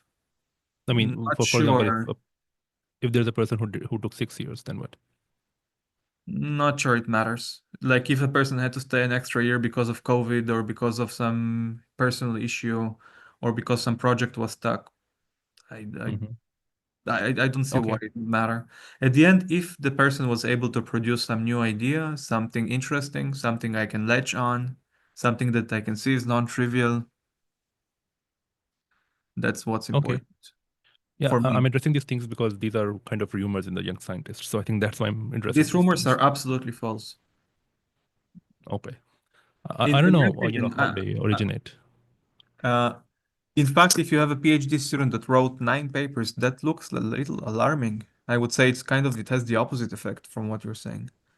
Like, how can you really write 9 papers if it only takes like a couple of years to understand the questions and a couple, how can you really be so productive? I've seen cases like that. There was a candidate a Hmm. few years ago with over a dozen papers in the PhD. Yeah, I mean, Very I strange. used to have a roommate. He wrote 22 papers in PhD. It's very weird. I mean, these kind of things, I don't really count the papers. What's important is that somebody says that this person is brilliant, or you can witness it firsthand. Mhm. Like this person has a non-zero chance that he'll write a paper that will advance human knowledge even by epsilon. I'm not talking about Einstein, de Broglie. I'm talking about advancing Sure. human knowledge by epsilon. By epsilon is some incremental progress, like we discussed many ideas that are incremental. Eh, Hmm. It's not easy. Very few people can ever write a paper that advances human knowledge incrementally. Right, right, right. Not easy. That's true. It's not easy. So if a person has the potential to do that, I would say my definition is that this person is brilliant. And I've seen very few people in that category falling between the cracks.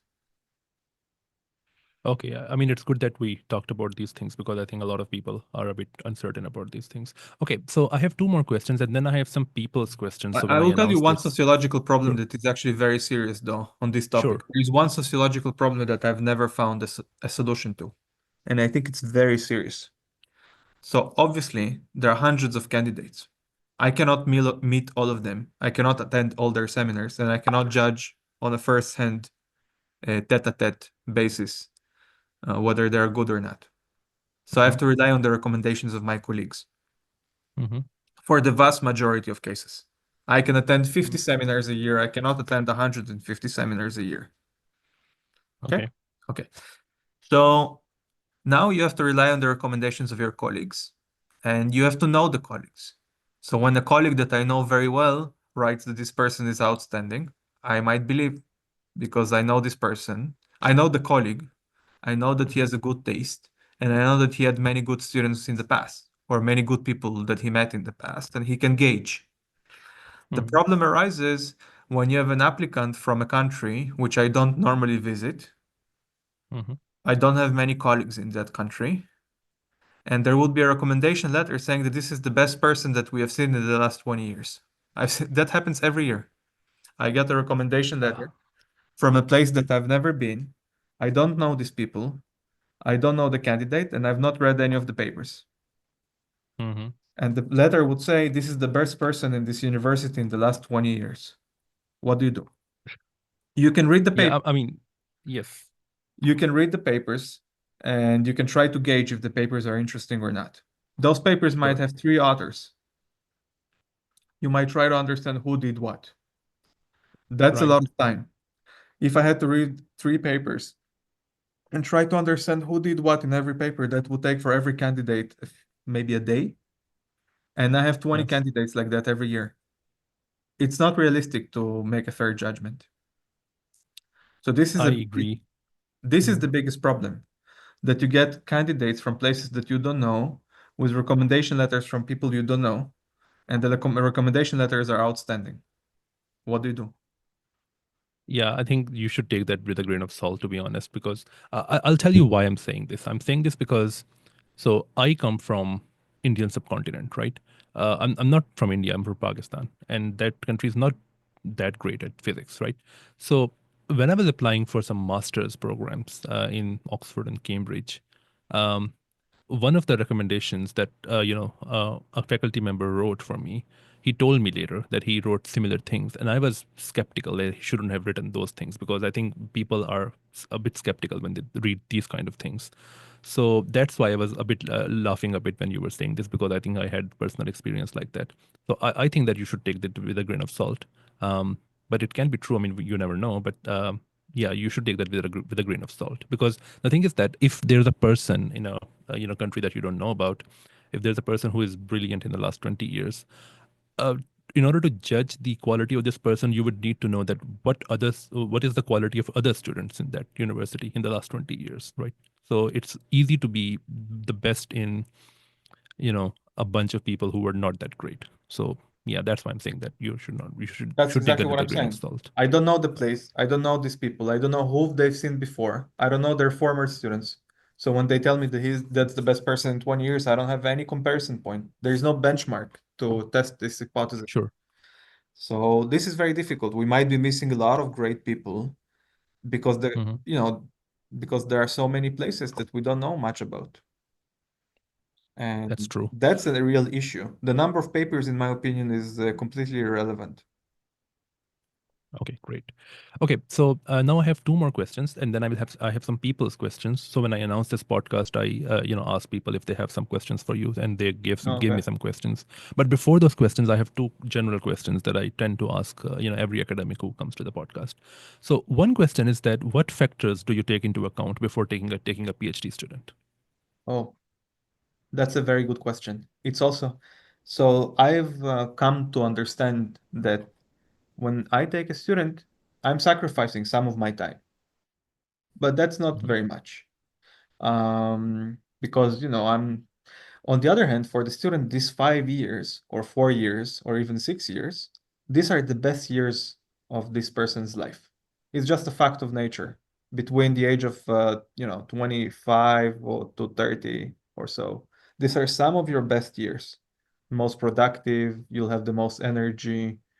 So it's my responsibility to make sure that you're spending those 5 years in a way that you'll be proud of.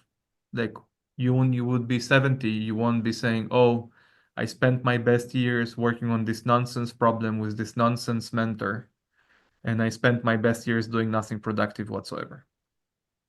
So it's my responsibility to take somebody as a student only if I'm sure that, first of all, I'm the right mentor. Secondly, I can present the student with questions that would challenge this person and would be important for the development of science. And thirdly, that this would be fun years, that the chemistry between us is working, that it's fun, it's challenging, it's and the person would grow as a result. And okay, so I'm saying I think we have to be very careful with taking PhD students because we're wasting, in quotation marks, some of their best years of their life. We have to make sure that we can challenge them and utilize this time correctly. Many of my colleagues, without naming names, would take students just to essentially milk some computations out of them, advance their own research a little bit, and maybe on the way the student may or may not learn something. I think this is not correct. These are like the most productive years of some of the most talented people on earth. So we should be more careful. And I take, as a result, I'm very careful with selecting students. I make sure that, first of all, we have a good chemistry, we have similar energy levels. Secondly, I need to be absolutely sure that I can give them interesting problems to work on, at least at the beginning, so that they can be, making a contribution to science. So yeah, this is very difficult, but these are the two priorities. I want to make sure that by the end of the time with me, they will think that this was a good way to spend their best years. Mhm. And do you expect your students to have a particular background knowledge to start working with you? Mm, well, yes. I mean, but this is a corollary of what I said. If they Hmm. cannot, if I feel that they're not um, educated enough or read enough or know enough to do something important within the time frame that's allotted for a PhD, I won't take those students. I need to be sure that Okay. these years of their life are spent in the utmost productive way. And if I feel that this student will take 2 years to learn something, and at the end of the PhD, he won't be able to do very much because he or she maybe did not have enough background, I won't take that student. Right. Okay. Okay. So, do you have any advice for younger researchers? For what? To achieve what goal? I mean, it can be anything. I mean, the ultimate goal is to, of course, do research, but it can be about research. It can be not about research. If you want to, you know, say something. Oh, I think just staying curious. Stay curious, keep learning. I'm still trying to learn many new things outside my, immediate scope and trying to connect different fields, trying to see analogies, trying to learn this and that, follow the developments. I think staying curious is most important. Staying curious and also keeping your energy up. Waking up every day, doing some work, even if you don't have a new idea, you gotta do something. Hmm. I Well, learned okay. from, Let me be yeah, more specific because I think this is one question that arises a lot. How to keep yourself motivated when you're stuck in a research problem? there is a fantastic book by Haruki Murakami, which is called Why I Run. Okay. And he's an author. He's like a creative person. And and oftentimes he explains in the book he doesn't have any new idea. Nothing. Nothing new to write, not even one new paragraph. Nothing comes to mind. It's very important on those days to still wake up at the exact, 8 a.m., 6 a.m., whatever works for you, and to sit and work, Even if you have no idea, you don't know what to write, you still try. You write something. You don't know which computation to do, you read a paper. You try to reproduce a computation in that paper. Maybe when you try to reproduce a computation, you'll stumble on something super interesting by mistake. You go on YouTube, you open lectures, you listen to the lectures. Maybe some idea will pop into your mind. You go to Hmm. YouTube and learn about something new. Maybe some other field that's not immediately your field. Maybe a lecture that you missed last week. Maybe some conference that you're not attending. You must keep working every day. I don't have a new idea every day, believe me. I have maybe one good idea per year, really good idea per year, and some of them work, some of them don't work. So on most days, Okay. I just try to, do something that I feel would keep me going, that I'll have a good idea maybe next year again, or do some Right, right, right. computation, or finish some paper, or check some computation of my students. I see. You I think have to that's a pretty keep good you have to advice. keep working every day, even if you don't have a new idea. Sure, sure. Yeah, I mean, so you're saying that you should show up every day. I mean, Show every up day every may not be day. the best day. And I also like to show up in the office, to be honest. It helps me because even on that day, if I don't have any new idea, I don't know what to do. I go to lunch, somebody will tell me something interesting, might get excited, maybe I'll read about it. There is a very Hmm. good lesson, which is make sure that every day goes by with you having learned something new. If the day went by and you learned absolutely nothing new, it's a wasted day. And I don't mean something new about geography or politics or linguistics. I mean in your pretty much immediate field. It doesn't have to be if you're working in like me in some field. If I learn something new about quantum information, that's also fine. It's not adjacent to me. It's a little well, it's a little on the side. It's adjacent. It's not in my immediate domain. It's adjacent. But Right, right, right. but if the whole day went by and you learned absolutely nothing new, neither about your own domain nor about some adjacent domains, that's a really bad day. Okay. Okay, so now I will start with people's questions. So some of these questions are quite, not quite. I mean, they are a bit long. So let me try to read them.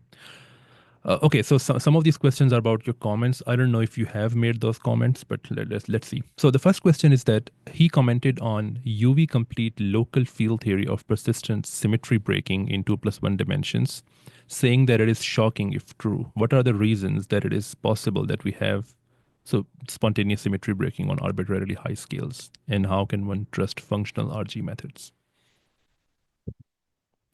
Oh, I actually submitted to the archive a paper yesterday about it. Okay, It's a very detailed good question. timing. Yeah, yeah. I just finished yesterday some paper about this subject. Yeah, it's just it's a foundational question in physics of whether symmetries must be restored at high temperatures, whether all the quantum states at high temperature are disordered. And I think we found a counterexample. So I posted a Okay, paper onto the archive about that. Maybe I'll just leave it at okay, that. and it also Hmm? sure, and it also asks that, and it also asks that how can one trust functional RG methods? Oh, that's a very good question.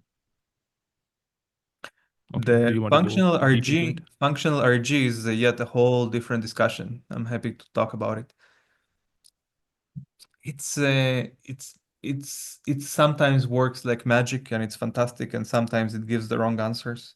It's a very clever idea that sometimes works amazingly and sometimes doesn't. I don't think I understand why it sometimes works or sometimes doesn't. It's a little bit like the Okay, epsilon expansion of Wilson and Fisher. It's like this amazing thing that sometimes gives you the correct results on the nose and sometimes is way, way off. I don't think we understand why these things work sometimes. okay, okay. So the next question is that he has posted, sorry, he has posted about high energy spontaneous symmetry breaking. I think that's the same The same question. question. Yeah. Well, yeah, I mean, the different thing here is that it asks that does this mean that past hypothesis is wrong, and as Boltzmann conjectured, origin of the universe was in high entropy? Even if this is correct, then what it implies to physics and cosmology in general. It I has don't know it if this actually has question. it actually has Mhm. far-reaching implications for cosmology, if true, because it means that phase transitions that are commonly assumed to have happened in the early universe may not have happened. Because usually people assume that the early state in cosmology was a symmetry disordered phase, and it may not be true.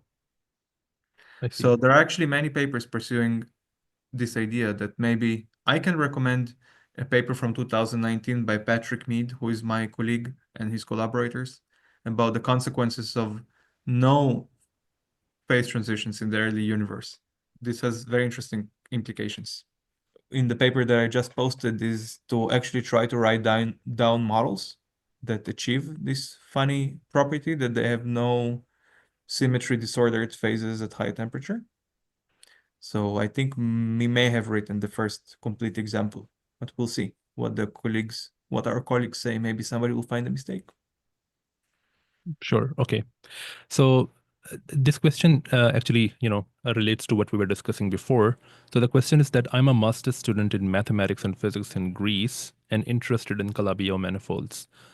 If I want to come to the Simon Center, well, wait. First of all, it asks that does Simon Center accept PhD students? Yes, I have PhD students. Okay. So then the question is that I'm a master's student in maths and physics in Greece and interested in Calabi-Yau manifolds. Would a recommendation from someone working in Stony Brook be preferable? No, doesn't matter. As long as Okay. it's somebody that I can recognize again. First of all, I'm not this year, I'm not involved in the admissions. So the admissions are done by some other people. I'm not involved in that committee, so I don't have any say. But Okay. it does in general, you don't need to have a recommendation letter from somebody from Stony Brook.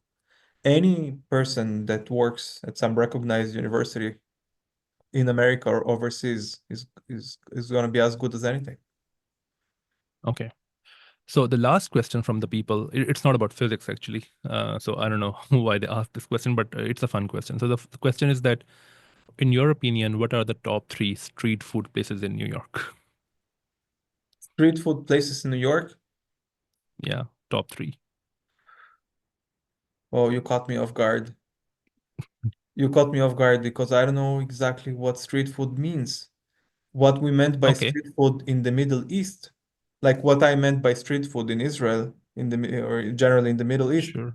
is considered some top-notch gourmet food in New York that you pay dozens of dollars for.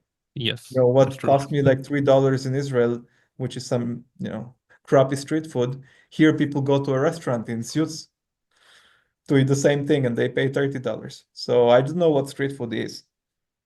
Okay, if you just want to answer, what are the top three food places? Because that's also a question.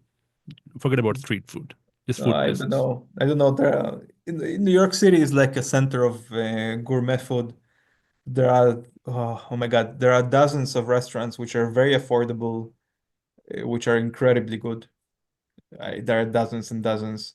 I myself, we like Chinese, Korean food, but yeah, Okay, I just don't know what to say. New York- sure, sure, sure. I mean, Yelp, and Google Maps will have much better information than me on this topic. Okay. Yeah, so I think my questions are over. Thank you so much for your time. I think it was a very long podcast, but it was worth it. So Oh thanks a yeah, lot for your time. it was great catching up. One day, hopefully, we meet in person. Sure, sure, sure. So if you like this video, give it a thumbs up and consider subscribing. And the YouTube algorithm thinks that you will also like this video.